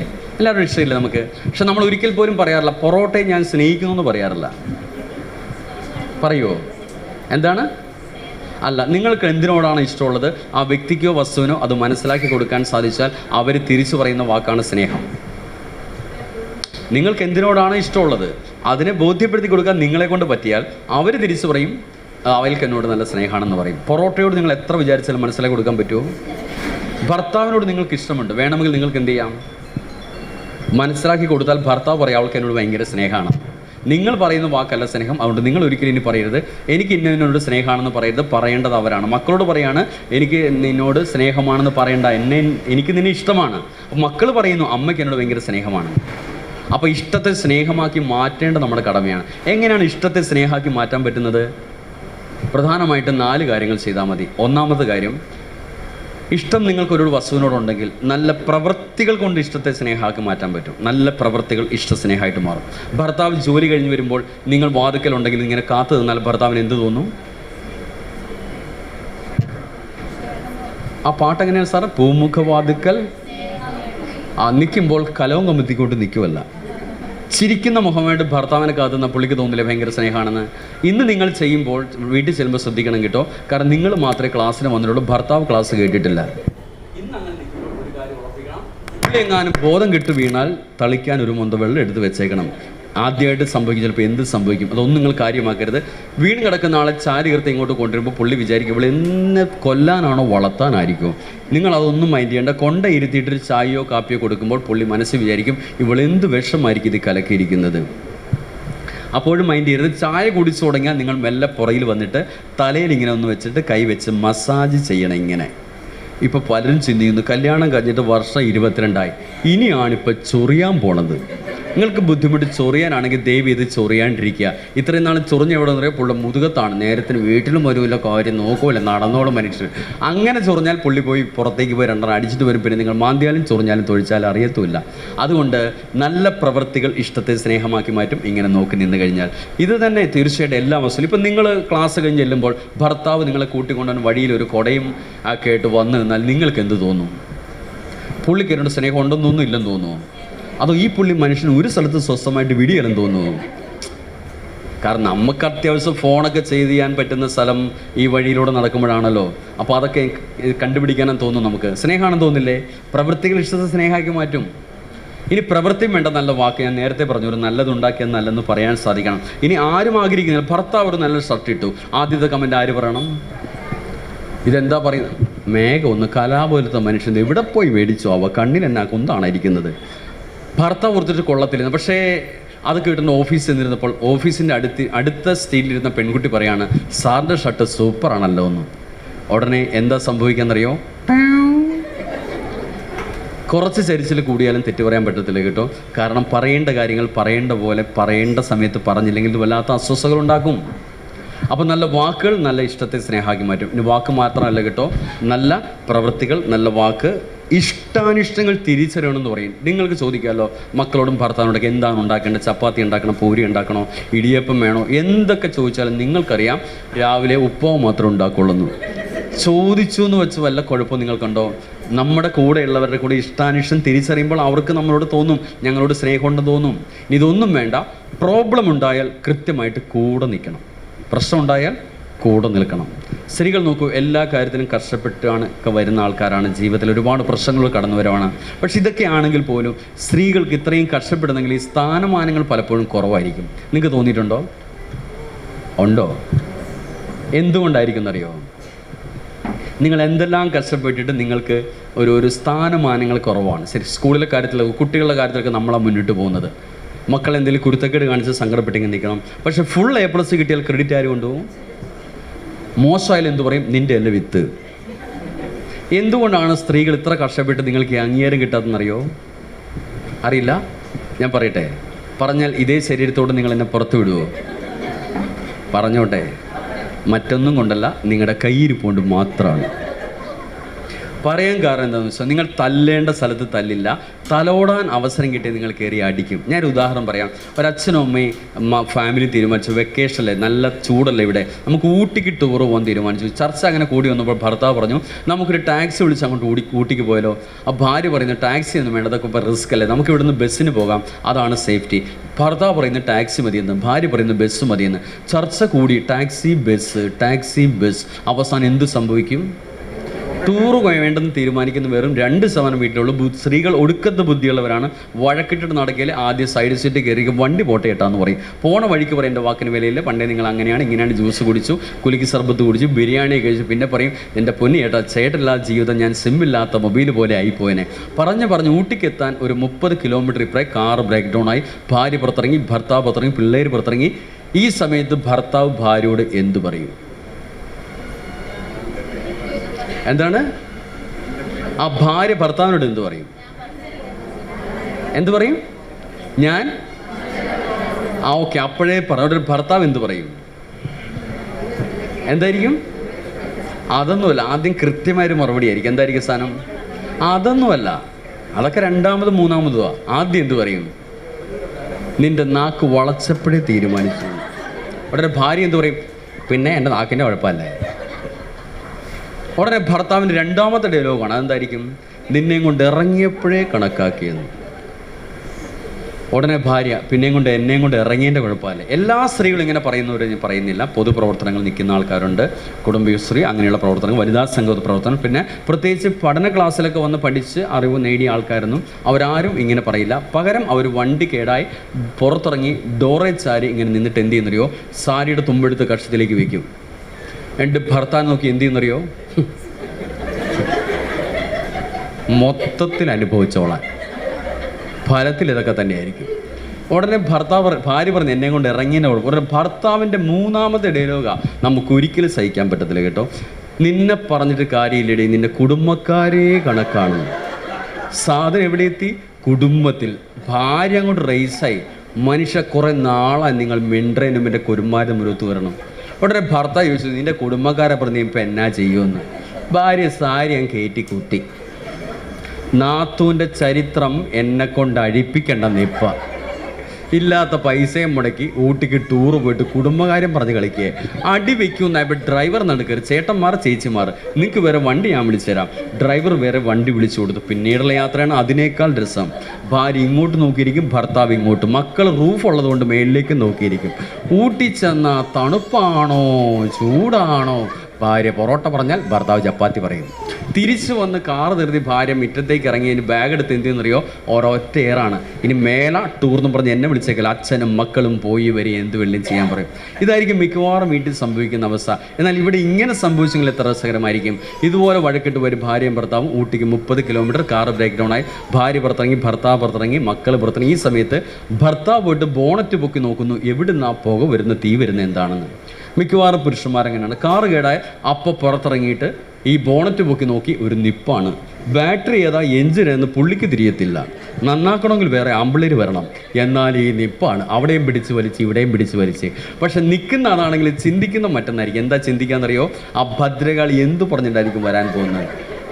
അങ്ങനെ ചിന്തിച്ചിരിക്കുന്ന സമയത്താണ് ഭാര്യ ചിരിച്ചുകൊണ്ട് മെല്ലെ ഭർത്താവിൻ്റെ അടുത്തേക്ക് വന്നിട്ട് ഒന്ന് തലോടൽ കൊടുത്തിട്ട്, ചേട്ടാ വാഹനമേലെ ഇങ്ങനെ ചിലപ്പോൾ അത് കേടാവും, ചേട്ടൻ എന്തിനാണ് ടെൻഷൻ പിടിക്കുന്നത്, ആ ഡ്രൈവറോട് പറ വേറെ വണ്ടി വിളിച്ചു തരാൻ എന്നാണ് പറയുന്നതെങ്കിൽ ആ ഭർത്താവ് നിങ്ങളുടെ മുമ്പിൽ സറണ്ടർ ആവും. നിങ്ങൾ വരച്ച വരയിൽ ഭർത്താവ് നിൽക്കും. ഇപ്പോഴും നിൽക്കും, പക്ഷെ പുള്ളി വരച്ച വരയിൽ നമ്മൾ നിൽക്കണമെന്ന് മാത്രം. അപ്പോൾ നമ്മൾ വരച്ച വരയിൽ നിൽക്കണമെന്നുണ്ടെങ്കിൽ തീർച്ചയായിട്ടും ചെയ്യേണ്ടതാണ് അടിയേക്കാൾ നല്ലത് എപ്പോഴും ഒരു തലോടലാണ്. നിങ്ങൾ പണ്ടൊരു കഥ പഠിച്ചു. ഒരിക്കലും ഒരു കുറുക്കൻ കൊക്കിനെ സദ്യയ്ക്ക് വിളിച്ചു. കുറുക്കൻ്റെ വീട്ടിൽ കൊക്ക് സദ്യ അടിക്കാൻ ചെന്നു. 2 പരന്ന പാത്രത്തിൽ പായസം ഉണ്ടാക്കി. കുറുക്കൻ കുടിച്ചു, കൊക്കിന് കുടിക്കാൻ സാധിച്ചില്ല. കൊക്ക് മടങ്ങിപ്പോയിട്ട് കൊക്കിൻ്റെ വീട്ടിൽ പായസം ഉണ്ടാക്കി കുഴിഞ്ഞ പാത്രത്തിൽ വെച്ച് കൊക്ക് കുടിച്ചു, കുറുക്കന് കുടിക്കാൻ സാധിച്ചില്ല. ഈ കഥയിൽ നിങ്ങളൊരു പാഠം പഠിച്ചു, കൊടുത്താൽ കൊല്ലത്തും കിട്ടും. എന്നാൽ ഇന്നത്തെ നമ്മുടെ ക്ലാസ്സിൽ വേണ്ട കഥ അതെല്ലാം തോന്നിയപ്പോൾ അതിൻ്റെ ക്ലൈമാക്സിൽ ഞാൻ അടിച്ചുപണി നടത്തി. ഞാൻ ആ കഥ ഇങ്ങനെയാണ് പറയുന്നത്. ഒരിക്കലും ഒരു കുറുക്കൻ കൊക്കിൻ്റെ വീട്ടിൽ പായസം കുടിക്കാൻ ചെന്നു. അങ്ങനെ കുറുക്കൻ്റെ പായസം കുടിച്ചു കഴിഞ്ഞപ്പോൾ കുറുക്കൻ ഉണ്ടാക്കി വെച്ചത് ഈ പരന്ന പാത്രത്തിലാണ് പായസം. കൊക്കിന് സങ്കടം തോന്നി. ഏറ്റവും വേണ്ടപ്പെട്ട ചങ്ങാതിയായിട്ട് എന്തിനെ പറ്റിച്ചു. തെറ്റുപറ്റി നോക്കുമ്പോൾ കുറുക്കൻ ചിരിച്ചുകൊണ്ടിരിക്കുന്ന മുഖം കാണാം. മനഃപൂർവ്വം പറ്റിച്ചു തോന്നിയപ്പോൾ കൊക്കൻ എന്ത് ചെയ്തു? അവിടെ നിന്ന് ഇറങ്ങി നടന്നുപോയി. എൻ്റെ വീട്ടിലും പായസം കുടിക്കാൻ വരാൻ പറഞ്ഞു ചങ്ങാതിയോട്. കുറുക്കൻ കുബുദ്ധിയെല്ലാം ആലോചിച്ചു. കൊക്കിൻ്റെ വീട്ടിൽ പായസം കുടിക്കാൻ ചെന്നപ്പോൾ കൊക്കിൻ്റെ ഭാര്യ പായസം ഉണ്ടാക്കി, പായസം കൊണ്ടുവച്ചു. കൊക്കിരുന്നു, കുറുക്കനിരുന്നു. കൊക്കിൻ്റെ മുമ്പിലൊരു കുഴിഞ്ഞ പാത്രം, കുറുക്കൻ്റെ മുമ്പിലൊരു പരന്ന പാത്രം. 2 പായസം ഒഴിച്ചു. കുഴിഞ്ഞ പാത്രത്തിന് കൊക്ക് പായസം കുടിച്ചു, പരന്നയിൽ നിന്ന് കുറുക്കനും പായസം കുടിച്ചു. നക്കി നക്കി അവസാന തുള്ളി പായസം കുടിച്ചപ്പോൾ ആ കുറുക്കൻ്റെ കണ്ണിൽ നിന്ന് 2-3 തുള്ളി കണ്ണുനീര് ആ പാത്രത്തിൽ വീണു. കുറുക്കൻ പറയാണ്, ചങ്ങാതി നീ എന്നൊരു പാഠം പഠിപ്പിച്ചു, സ്നേഹത്തിൻ്റെ വില എന്താണെന്ന്, നന്മകൾ എന്താണെന്ന്. അതുകൊണ്ട് ഒരിക്കലും നമുക്കിനി പിരിയാനാവില്ലെന്ന് പറഞ്ഞിട്ടാണ് ആ കുറുക്കൻ ആ വീട് വിട്ടു പോകുന്നത്. പറയൂ, നിങ്ങൾക്ക് ഇഷ്ടപ്പെട്ട കഥ ഒന്നാമത്തേതാണോ രണ്ടാമത്തേതാണോ? രണ്ടാമത്തെ കഥയിൽ സ്നേഹത്തിൻ്റെ കണികയുണ്ട്, നന്മകളുണ്ട്. അതുകൊണ്ട് തീർച്ചയായിട്ടും നമുക്കത് മാത്രമാണ് കൂടുതൽ ഇഷ്ടപ്പെടാനും മനസ്സിലാക്കാനൊക്കെ സാധിക്കുന്നത്. ആ തരത്തിൽ നമുക്ക് പെരുമാറാൻ സാധിക്കട്ടെ. വീടുകളിലൊക്കെ സന്തോഷം ഉണ്ടാകട്ടെ. ഞാനൊരു കാര്യം ചോദിച്ചുകൊണ്ട് ക്ലാസ് സെക്ഷൻ അവസാനിപ്പിക്കാൻ ആഗ്രഹിക്കുകയാണ്. സത്യമായിട്ട് ഉത്തരം പറയുന്നത് വിശ്വസിക്കുന്നു. നമ്മുടെ മക്കൾക്ക് നൽകാൻ പറ്റുന്ന ഏറ്റവും നല്ല മനോഹരമായ സമ്മാനം ഏതാണ്? മക്കൾക്ക് നൽകാൻ സാധിക്കുന്ന ഏറ്റവും നല്ല മനോഹരമായ സമ്മാനം, ഉത്തരം പറയുന്ന ആൾക്ക് 5001 രൂപ സമ്മാനം ഉണ്ടായിരിക്കുന്നതാണ്. ഞാനല്ല, പ്രസാദ് സാർ തരും, ഉറപ്പായിട്ട് തരും. സ്നേഹം സമ്മാനമല്ല, സ്നേഹം ഭക്ഷണം പോലെയാണ്. എപ്പോഴും മക്കൾക്ക് കൊടുത്തുകൊണ്ടേയിരിക്കും. സമ്മാനം വിദ്യാഭ്യാസം കൊടുത്ത് നിങ്ങൾ വെറുതെ വിഷമിക്കേണ്ട. നിങ്ങൾ കൊടുത്തില്ലെങ്കിൽ സർക്കാർ അത് ഫ്രീ ആയിട്ട് കൊടുക്കും. നിങ്ങൾ അതിനു വേണ്ടി പണിയൊന്നും എടുക്കണ്ട. എന്താണ്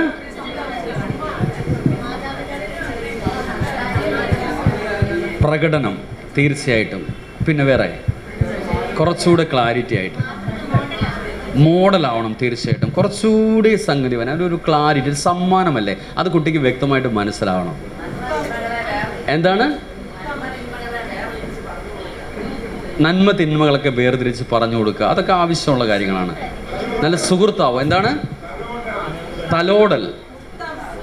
എന്താണ് എന്നുവെച്ചാൽ ഉമ്മ. ഭർത്താവിൻ്റെ കാര്യമല്ല ഞാൻ ചോദിച്ചത്. ചേച്ചിയുടെ ഉമ്മ കണ്ടപ്പോൾ ഞാൻ ഓർത്തിങ്ങനെ. കുട്ടികൾക്ക് ഉമ്മ കൊടുക്കണോ? കുട്ടി ചോദിക്കാറുണ്ടോ? ചോദിക്കാറില്ല. നിങ്ങൾ വെറുതെ കൊടുക്കും? ചോദിക്കാറുണ്ടോ കുട്ടി? അമ്മ എനിക്കൊരു ഉമ്മ തരാൻ പറയാറുണ്ടോ? ഉണ്ട്. പറഞ്ഞാൽ കൊടുക്കണം. ചോദിച്ചില്ലെങ്കിലോ കൊടുക്കണ്ട. ഉമ്മ കൊടുത്ത് ആർക്ക് സുഖം കിട്ടാനാ? ഉമ്മ വെച്ചത് ആർക്ക് സുഖം കിട്ടാനാ? കിട്ടുന്ന ആൾക്കാണോ വെക്കുന്ന ആൾക്കാണോ? നിങ്ങൾ ഉമ്മ വെക്കുമ്പോൾ നിങ്ങൾക്കല്ലേ സുഖം. കൊച്ചിനെ ഉമ്മ വെച്ചപ്പോൾ കൊച്ചെന്തെന്നറിയോ? നേരെ വേണ്ടി തള്ളക്ക് എന്നാത്തിനെ കേടാം. മനുഷ്യൻ തൂത്തുകളഞ്ഞ് നിങ്ങളുടെ സ്നേഹം ഇല്ലാത്തതുകൊണ്ടല്ല, കുട്ടി അനുഭവത്തിലൂടെ അറിയുന്നതില്ലാത്തതുകൊണ്ടാണ്. കുട്ടി കേട്ടോ കണ്ടോ നിങ്ങളെ മനസ്സിലാക്കുന്നു.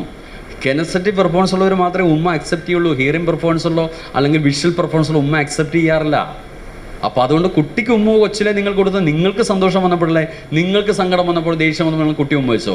നിങ്ങളുടെ സന്തോഷം അങ്ങനെ മൂർധന്യത്തിൽ വന്നപ്പോൾ കുട്ടിയെ വാരിയെടുത്ത് ഉമ്മ എപ്പോഴും അങ്ങനെയാണ്. ഇനി നിങ്ങൾക്ക് ഉമ്മ വെക്കണമെന്ന് ആഗ്രഹം ഉണ്ടെങ്കിൽ ഉമ്മ വെക്കാം. അതാരെയാണ്? ആരെ വെക്കണം?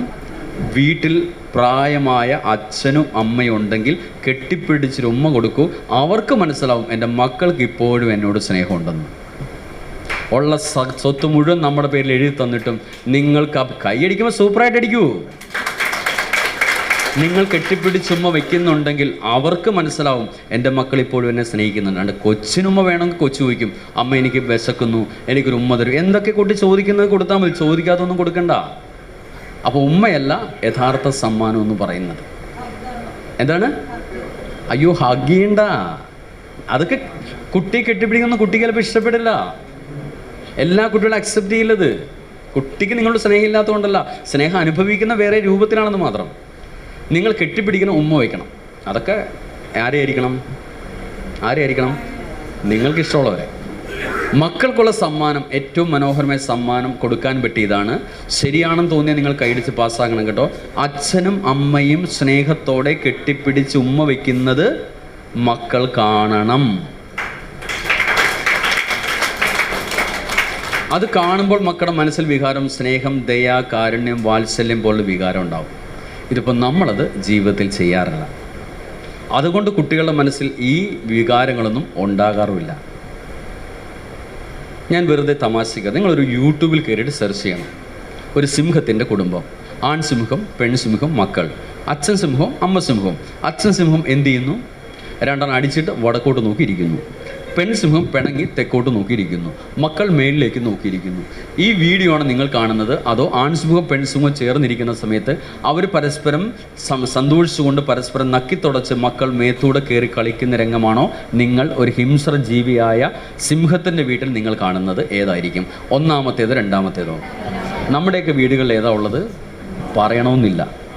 കാരണം ഇത് കാണുമ്പോഴാണ് കുട്ടിക്ക് ഫീലിങ്സ് ഉണ്ടാവുന്നു. ഇന്ന് കുട്ടിയുടെ മനസ്സിൽ അങ്ങനെ ഒരു സംഗതി ഇല്ലാണ്ടായി. നിങ്ങൾ തെറ്റിദ്ധരിക്കണം. ഞാൻ സത്യം പറയട്ടെ, നിങ്ങളെപ്പോലെ തന്നെ സ്കൂളിലൊക്കെ പഠിക്കുന്ന സമയത്ത് എനിക്ക് ഒരുപാട് പെൺകുട്ടികളോട് പ്രേമവും പ്രണയവും തോന്നിയിട്ടുണ്ട്. നിങ്ങൾക്കത് തോന്നിയിട്ടുണ്ടോ എന്ന് എനിക്കറിയില്ല. സ്കൂളിൽ പഠിച്ചപ്പോൾ പ്രേമിക്കാത്ത പ്രണയിക്കാത്ത ആരെങ്കിലും ഈ ക്ലാസ്സിലുണ്ടെങ്കിൽ ഒന്ന് കൈവെക്കൂ, ഞാൻ കണ്ടോട്ടെ. പ്രേമിച്ചിട്ടുമില്ല, പ്രണയിച്ചിട്ടുമില്ല. അതാരാ കൈവെക്കുന്നത്? ആരായിരുന്നു? എടാ മോനെ, നിനക്ക് പ്രായമായിട്ടില്ലോടാ. എല്ലാവരും പ്രേമിച്ച് പ്രണയിച്ച ആൾക്കാർ, ശരിയല്ലേ? പ്രേമവും പ്രണയമൊക്കെ ഹൃദയത്തിൻ്റെ വികാരമാണ്. എനിക്ക് ഒരുപാട് പെൺകുട്ടി പ്രേമം തോന്നിയിട്ടുണ്ട്. പലരോടും പ്രേമമാണെന്ന് പറയാൻ ചെന്നപ്പോൾ നെഞ്ചിടി പൂടി പറയാൻ പറ്റാത്ത ക്ലാസ്സിൽ വന്നിരുന്നു. കഷ്ടപ്പെട്ട് എഴുതിയ പ്രേമലേഖനം കൊടുക്കാൻ ചെന്നപ്പോൾ കൈ വരച്ചിട്ട് കൊടുക്കാൻ പറ്റാത്ത ബുക്കിനകത്ത് മടക്കി വെച്ചു. പിൽക്കാലത്ത് ഇത് വായിച്ചാരെന്നറിയോ? എൻ്റെ ഭാര്യ. നന്നായിട്ടുണ്ട്. നിങ്ങളുടെ ആഗ്രഹം, എൻ്റെ ഭാര്യ എൻ്റെ പഴയ പ്രേമലേഖനം വായിച്ച് എൻ്റെ കുടുംബം നശിച്ച് പണ്ടാരടങ്ങണം. അതാണല്ലോ നിങ്ങളുടെ ആഗ്രഹം. അതൊക്കെ ഞാൻ വിറ്റു ആക്രി കിടക്കാരനെ. പണ്ടൊരു കത്ത് കൊടുക്കുമ്പോൾ കൈവിറയ്ക്കുന്ന കാലഘട്ടം എനിക്ക് നിങ്ങൾക്കുമുണ്ടെങ്കിൽ ഇന്ന് കത്തിയെടുക്കുമ്പോൾ കൈവിറയ്ക്കാത്ത കാലത്ത് നമ്മുടെ മക്കൾ എത്തപ്പെട്ടു. സഹപാഠിയെ മടിയിലേക്ക് മലർത്തി കിടത്തി അവളുടെ കഴുത്തിലെ ഞരമ്പ് കത്തിക്കൊണ്ട് മുറിച്ചപ്പോൾ അവൻ്റെ കൈ വിറച്ചിട്ടില്ല. ഇഷ്ടപ്പെട്ട പെൺകുട്ടി തന്നോട് ഇപ്പോൾ ഇഷ്ടമല്ല എന്ന് പറഞ്ഞപ്പോൾ അവളുടെ മുഖത്തേക്ക് ആസിഡ് ഒഴിച്ച് വികൃതമാക്കുമ്പോഴും അവളെ വീട്ടിൽ കയറി വെട്ടിക്കൊലപ്പെടുത്തുമ്പോഴും കത്തിക്കൊണ്ട് കുത്തി വീഴ്ത്തുമ്പോഴും അവൻ്റെ കൈ വിറച്ചിട്ടില്ലല്ലോ. അപ്പോൾ നമ്മുടെ മക്കളുടെ നന്മകളൊക്കെ ഇവിടെ നഷ്ടപ്പെട്ടു പോകുന്നു. വീടുകൾ ഇത് ഒരു പുസ്തകത്താളിലും പഠിപ്പിക്കേണ്ടതല്ല. വീടുകൾ അനുഭവിച്ച് കുട്ടികൾ പഠിക്കണം. അതുകൊണ്ട് സ്നേഹത്തോടെ പെരുമാറുന്നതെങ്കിൽ നിങ്ങളുടെ മക്കൾ കാണട്ടെ. നിങ്ങളുടെ മനസ്സിൽ സ്നേഹം, ദയ, വാത്സല്യം പോലുള്ള വികാരങ്ങൾ ഉണ്ടാവും ഉറപ്പായിട്ടും. നിങ്ങൾ എന്താ മക്കളോട് പറഞ്ഞത് പണ്ട്? മക്കളെ, പരിചയമില്ലാത്ത ആരെന്ത് തന്നാലും വാങ്ങി കഴിക്കരുതെന്ന്. ഇപ്പോൾ നിങ്ങൾ പറയുന്നു പരിചയമുള്ളവർ തന്നാലും കഴിക്കരുതെന്ന്. കാരണം ഒരു ചെറുപ്പക്കാരനെ വീട്ടിലേക്ക് സ്നേഹത്തോടെ വിളിച്ചു വരുത്തിയിട്ട് ഒരു ജ്യൂസ് കലക്കി കയ്യിൽ കൊടുത്തപ്പോൾ ആ ചെറുപ്പക്കാരൻ സ്വപ്നത്തിൽ പോലും വിചാരിച്ചിട്ടുണ്ടാവില്ല മാരകമായ വിഷം കലക്കിയാണ് ഇവൾ എനിക്കിത് തരുന്നതെന്ന്. അതുകൊണ്ട് പരിചയമുള്ളവർ പോലും തന്നാലും മക്കളെ ഇനി ഒരു സാധനവും കഴിക്കരുതെന്ന് പറയേണ്ട സാമൂഹ്യ വ്യവസ്ഥയിലേക്ക് നമ്മൾ എത്തിപ്പെട്ടുവെങ്കിൽ അതിൻ്റെ അടിസ്ഥാനപരമായ കാരണം വീട്ടിൽ ഈ നന്മകൾ നഷ്ടപ്പെട്ടു പോയതുകൊണ്ടാണ്. നമ്മുടെയെങ്കിലും വീട്ടിലെങ്കിലും അതുണ്ടാവട്ടെ. നിങ്ങൾ തമ്മിൽ വഴക്കുണ്ടാവും, പക്ഷേ ഭാര്യയും ഭർത്താവും ചേർന്നിരുന്നൊരു 10 മിനിറ്റെങ്കിലും മക്കളുടെ മുമ്പിൽ, മക്കൾ ടി വിയോ മൊബൈലോ ഒക്കെ കണ്ടോട്ടെ, നിങ്ങൾ അവരുടെ മുമ്പിൽ ഇരുന്നു കൊണ്ട് പരസ്പരം സംസാരിക്കാനും സ്നേഹം പ്രകടിപ്പിക്കാനും ശാന്തമായിട്ട് സംസാരിക്കാനും ഒക്കെ നിങ്ങൾ ശ്രമിക്കുന്നെങ്കിൽ അടുത്ത തലമുറയിലേക്ക് നമുക്ക് ഈ നന്മകൾ എത്തിച്ചു കൊടുക്കാൻ സാധിക്കും. അതുകൊണ്ട് മക്കൾക്ക് കൊടുക്കാൻ പറ്റുന്ന ഏറ്റവും നല്ല മഹത്തരമായ സമ്മാനം ഇതാണ്. മറ്റൊരു ആധ്യാത്മികത കാര്യങ്ങളും അല്ല മക്കൾക്ക് ആദ്യം കൊടുക്കേണ്ടത്. ഇത് കൊടുക്കട്ടെ, അവരുടെ ഉള്ളിൽ ഈ പോസിറ്റീവ് വൈബൊക്കെ ഉണ്ടാവും. അത് നമുക്ക് മനസ്സിലാവും. അപ്പോൾ മറ്റൊരാളുടെ വിഷമങ്ങളെ അവരുടെ സ്വന്തം വിഷമമായിട്ട് അവർക്ക് തിരിച്ചറിയാൻ സാധിക്കും. മറ്റൊരാളുടെ ഫീലിങ്സിനെ അവരുടെ, നിങ്ങൾ APJ അബ്ദുൽ കലാമിനെ കുറിച്ച് പഠിച്ചിട്ടുണ്ടെങ്കിൽ അദ്ദേഹത്തിൻ്റെ മനോഹരമായ ഒരു അനുഭവം അദ്ദേഹം പറയുന്നുണ്ട്. ജോലി കഴിഞ്ഞ് വരുന്ന അച്ഛൻ മരിച്ചു വന്നപ്പോൾ അമ്മ ചപ്പാത്തി ഉണ്ടാക്കി വെച്ചിരിക്കുന്നു. 1-2 ചപ്പാത്തി കരിഞ്ഞതാണ് അച്ഛൻ്റെ പാത്രത്തിലേക്ക് ഇട്ട് കൊടുത്തത്. അപ്പോൾ അച്ഛൻ പറയുകയുണ്ടായി, എനിക്ക് കരിഞ്ഞ ചപ്പാത്തിയാണ് ഇഷ്ടമെന്ന്. അപ്പോൾ അബ്ദുൽ കലാം അത് കേട്ടുകൊണ്ടിരിക്കുന്നു. രാത്രി അച്ഛനെ കെട്ടിപ്പിടിച്ച് ഉറങ്ങുന്ന മകൻ ചോദിക്കുന്നു, അച്ഛൻ പറഞ്ഞത് സത്യമാണോ? അച്ഛന് കരിഞ്ഞ ചപ്പാത്തിയാണോ ഇഷ്ടമുള്ളത്? അപ്പോൾ അച്ഛൻ പറയുകയാണ്, ഏതെങ്കിലും ആർക്കെങ്കിലും കരിഞ്ഞ ചപ്പാത്തി ഇഷ്ടമാവുമോ മക്കളെ? പിന്നെ എന്തുകൊണ്ടാണ് അച്ഛൻ അങ്ങനെ പറഞ്ഞത്? ഇല്ല മകനെ, അമ്മ എല്ലാ ജോലിയും കഴിഞ്ഞതിന് ശേഷം കഷ്ടപ്പെട്ട് ചപ്പാത്തി ഉണ്ടാക്കി വെച്ച് കഴിഞ്ഞപ്പോൾ മനഃപൂർവ്വം കരിച്ചതല്ലോ, ഏതോ ഒരു കാരണം കൊണ്ടത് കരിഞ്ഞു പോയി. ആ കരിഞ്ഞ ചപ്പാത്തി ഏറ്റവും അച്ഛൻ ഇഷ്ടമില്ല എന്ന് പറഞ്ഞാൽ എത്രമാത്രം അവർ സങ്കടപ്പെടും. അതുകൊണ്ട് എനിക്ക് അത് അച്ഛൻ അങ്ങനെ പറഞ്ഞു എന്ന് പറയുമ്പോൾ തീർച്ചയായിട്ടും നമ്മൾ തിരിച്ചറിയും. മറ്റൊരാളുടെ പ്രയത്നങ്ങളെ, ബുദ്ധിമുട്ടുകളെ, വേദനകളെ അതേ അർത്ഥത്തിൽ നമ്മുടെ അതേ ഫീലിങ്സിൽ നിങ്ങൾക്ക് കാണാൻ സാധിക്കുക. അതുകൊണ്ടാണ് ഒരു ധർമ്മപ്രചാരകൻ ഉണ്ടായിരിക്കേണ്ട ഏറ്റവും നല്ല പേഴ്സണാലിറ്റി എന്ന് പറയുന്നത് INFJ എന്ന് പറയുന്നൊരു ക്യാരക്ടറാണ് സൈക്കോളജിക്കൽ. എന്താണ് INFJ എന്ന് പറയുന്നൊരു ക്വാളിറ്റി ഉണ്ടാവണം. I എന്ന് പറഞ്ഞാൽ ഇൻട്രോവൈറ്റഡ്, ഉൾവലിയുന്ന ആൾക്കാർ. ഉൾവലിഞ്ഞിരിക്കുന്ന ആൾക്കാരല്ല, ഉൾവലിയുന്നവരാണ്. ഏത് കാര്യത്തെയും അവരുടേതായ തലത്തിൽ നിന്നുകൊണ്ട് അവർ കാര്യങ്ങൾ നോക്കിക്കാണുന്നവരാണ്. ഒരിക്കലും അനാവശ്യമായിട്ട് കാര്യത്തിൽ ഇടപെടുന്നവരല്ല. N എന്ന് പറയുന്ന ഇൻഡ്യൂക്റ്റഡ്, അതായത് ഒരു കാര്യത്തെക്കുറിച്ച് പഠിക്കുമ്പോൾ അടിസ്ഥാനപരമായിട്ട് പഠിക്കും, ആഴത്തിൽ പഠിക്കുന്നൊരു സ്വഭാവമാണ് ഇൻഡ്യൂക്റ്റഡ് എന്ന് പറയുന്നത്. F എന്ന് പറഞ്ഞാൽ ഫീലിങ്സ്. വേറൊരാളുടെ വിഷമങ്ങളെ നമ്മുടെ വേദനകളായിട്ട് മനസ്സിലാക്കാൻ സാധിക്കും. അതേ ഫീലിങ്സിൽ നമുക്കത് തിരിച്ചറിയാൻ സാധിക്കും. J എന്ന് പറഞ്ഞാൽ ജഡ്ജ്മെൻറ്റ്. കൃത്യമായ ഒരു ജഡ്ജ്മെൻ്റ് ആയിരിക്കും. വെറുതെ കയറിയൊന്നും അഭിപ്രായമൊന്നും ഒരിക്കലും നമ്മൾ പറയരുത്. മാറി നിന്നുകൊണ്ട്, ഒരു ഇൻട്രോവൈറ്റഡായി നിന്നുകൊണ്ട് മാറി നിന്നുകൊണ്ട് നിരീക്ഷിക്കണം. ഇൻഡ്യൂക്റ്റഡ്, ആഴത്തിൽ വിഷയങ്ങളെ കുറിച്ച് പഠിക്കണം. ഫീലിങ്സ് അതേപോലെ മനസ്സിലാക്കാൻ സാധിക്കുന്ന ജഡ്ജ്മെൻറ്റ് ഏറ്റവും സൂപ്പർവായിട്ട് ചെയ്യാൻ പറ്റുന്ന ഒരാളാണ് നല്ല ധർമ്മപ്രചാരകനായിട്ട് മാറുന്നത്. അവരുടെ വാക്കുകൾക്ക് എപ്പോഴും ഒരു വ്യാപ്തി, അവരെക്കുറിച്ച് കൂടുതൽ ആൾക്കാർ എപ്പോഴും ചിന്തിക്കും. ഒരഭിപ്രായം അവരിൽ നിന്ന് കേൾക്കാൻ വേണ്ടി നമ്മൾ ആഗ്രഹിക്കുന്നുണ്ടാവും. കൃത്യമായ അസസ്മെൻറ്റുകളിലൂടെ പറയുന്ന ഒരാൾക്കാർ, അങ്ങനെ ഒരാളായിട്ട് നമുക്ക് തീർച്ചയായിട്ടും ജീവിതത്തിൽ മാറാൻ സാധിക്കണം. എന്തായാലും ഇത്രയും നേരമൊക്കെ നിങ്ങളോട് സംസാരിക്കാൻ സാധിച്ച ഒരുപാട് സന്തോഷമുണ്ട്. കുറച്ച് കാര്യങ്ങളൊക്കെ നിങ്ങളോട് സംസാരിച്ചു. ഇന്നത്തെ ദിവസം ഏതാണ്? ഏത് ദിവസമാണ്? ശനിയാഴ്ച. എല്ലാ ശനിയാഴ്ചകളും നമ്മൾ ഉറങ്ങുന്ന പോലെയല്ല കേട്ടോ, എല്ലാ ദിവസവും ഉറങ്ങുന്ന പോലെ. ശനിയാഴ്ച ഉറക്കുന്നതിന് പ്രത്യേകത ഉണ്ട്. എന്താ ഉറക്കത്തിൻ്റെ പ്രത്യേകത? ഞായറാഴ്ച കുറച്ച് റെസ്റ്റൊക്കെ എടുക്കാമല്ലോ, സുഖമായിട്ട് അങ്ങനെ കിടന്നുറങ്ങുന്നു. അങ്ങനെ സ്വപ്നങ്ങൾ കണ്ടുകൊണ്ട്, അങ്ങനെ പലർക്കും മെസ്സേജ് അയച്ച് ഗുഡ് നൈറ്റ് അയച്ചവർക്ക് തന്നെ വീണ്ടും അയച്ചുകൊണ്ട് സുഖമായിട്ട് അങ്ങനെ ഉറക്കത്തെ തലോടിക്കൊണ്ട് സുഖമായിട്ട് അങ്ങനെ കിടന്നുറങ്ങി, മെല്ലെ അങ്ങനെ ഉറങ്ങിപ്പോയി. ഇടയ്ക്ക് എപ്പോഴോ പുറത്തേക്ക് നോക്കുമ്പോൾ കാണാം ജനൽപ്പാളിയുടെ സൂര്യപ്രകാശം ഇങ്ങനെ അകത്തേക്ക് പ്രവേശിക്കുന്നുണ്ട്. ഇത്രയും നേരം വെളുത്തോ, എഴുന്നേക്കാൻ കുറച്ചേറെ സമയം വൈകിപ്പോയല്ലോ. എന്നാൽ എഴുന്നേക്കാമെന്ന് കരുതിയിട്ട് വലത്തേക്ക് ചരിയാൻ ശ്രമിച്ചപ്പോൾ ചരിയാൻ പറ്റുന്നില്ല. ഇടത്തോട്ട് ചരിയാൻ ശ്രമിച്ചു, അപ്പോഴും പറ്റുന്നില്ല. കൈകൾ മടക്കാനും നിവർത്താനും ശ്രമിച്ചു, അപ്പോഴും പറ്റുന്നില്ല. ഈശ്വര, എനിക്കെന്തു പറ്റി? ഇന്നലെ കിടന്നപ്പോൾ കുഴപ്പമൊന്നുമില്ലല്ലോ. ഒരുപാട് സമയമായിട്ടും കാണാതായപ്പോൾ മക്കൾ മെല്ലെ അന്വേഷിച്ചു വന്നു. ഒന്ന് കുലുക്കി വിളിച്ചു. ആ കുലുക്കി വിളിയിൽ എവിടെ ഒരു അസ്വാഭാവികത ഉണ്ടെന്ന് തോന്നി. പിന്നൊരു കൂട്ടക്കരച്ചിലായിരുന്നു. അയൽവക്കത്തു നിന്ന് വരെ ഒരുപാട് ആൾക്കാർ ഓടി വന്നു. അതിലാരോ ഒരാൾ മൂക്കിന് താഴെ വിരൽ വെച്ച് നോക്കി. നിരാശയോടെ എൻ്റെ കൺപോള താഴേക്ക് അടച്ചിട്ട് കൈകളൊന്ന് മുറുകെ പിടിച്ചിട്ട് ചേർത്ത് വെച്ചു. അങ്ങനെ എല്ലാവരും കൂടെ ചേർന്ന് താഴേക്കെടുത്ത് കിടത്തുമ്പോഴും ഞാൻ പറയുന്നുണ്ട്, ഞാൻ ജീവിച്ചിരിക്കുന്നു, മരിച്ചിട്ടില്ല എന്ന്. പക്ഷേ താഴേക്കെടുത്ത് കിടത്തിയപ്പോൾ ചുറ്റിനും കുറച്ച് ഭസ്മം മേതറി. അത് ഉറുമ്പരിക്കാതിരിക്കാനായിരുന്നു. ആദ്യമായിട്ട് ഞാനൊരു പുതപ്പും കൂടെ അപ്പോൾ പുതച്ചു, ഒരു വെള്ളപ്പുതപ്പ്. ജീവിതത്തിൽ ആദ്യമായിട്ട് ഇങ്ങനൊരു അവസ്ഥയിൽ കിടക്കുമ്പോൾ ഞാൻ പറയുന്നുണ്ട്, ഞാൻ മരിച്ചിട്ടില്ല എന്ന്. പക്ഷെ കൂടെ നിന്നവർക്കത് മനസ്സിലാക്കാൻ സാധിക്കുന്നില്ല. ചുറ്റിനും ഇരുന്ന് കരയുന്നവരുടെ മുഖത്തേക്ക് ഞാൻ നോക്കുമ്പോൾ എൻ്റെ മക്കളും എൻ്റെ വേണ്ടപ്പെട്ടവരൊന്ന് കരയുന്നുണ്ട്. അവരോട് ഞാൻ പറയുന്നു, ഞാൻ മരിച്ചിട്ടില്ല എന്ന്. പക്ഷെ അവരുടെ ഉറക്കെയുള്ള നിലവിളി, അവർ പല ചോദ്യങ്ങൾ ചോദിക്കുന്നുണ്ട്. ഇനി എനിക്ക് ആരാണുള്ളത്? ഒരു വാക്ക് പോലും പറയാതെ എന്നെ വിട്ട് പറന്നു പോയല്ലോ എന്നൊക്കെ പറയുന്ന വാക്കുകൾക്ക് മറുപടി കൊടുക്കണമെന്നുണ്ട്. പക്ഷെ കൊടുക്കാൻ സാധിക്കുന്നില്ല. തലയുടെ പുറകിൽ എരിയുന്ന നിലവിളക്കിൻ്റെ തിരി പോലും എനിക്കറിയാൻ സാധിക്കുന്നുണ്ട്.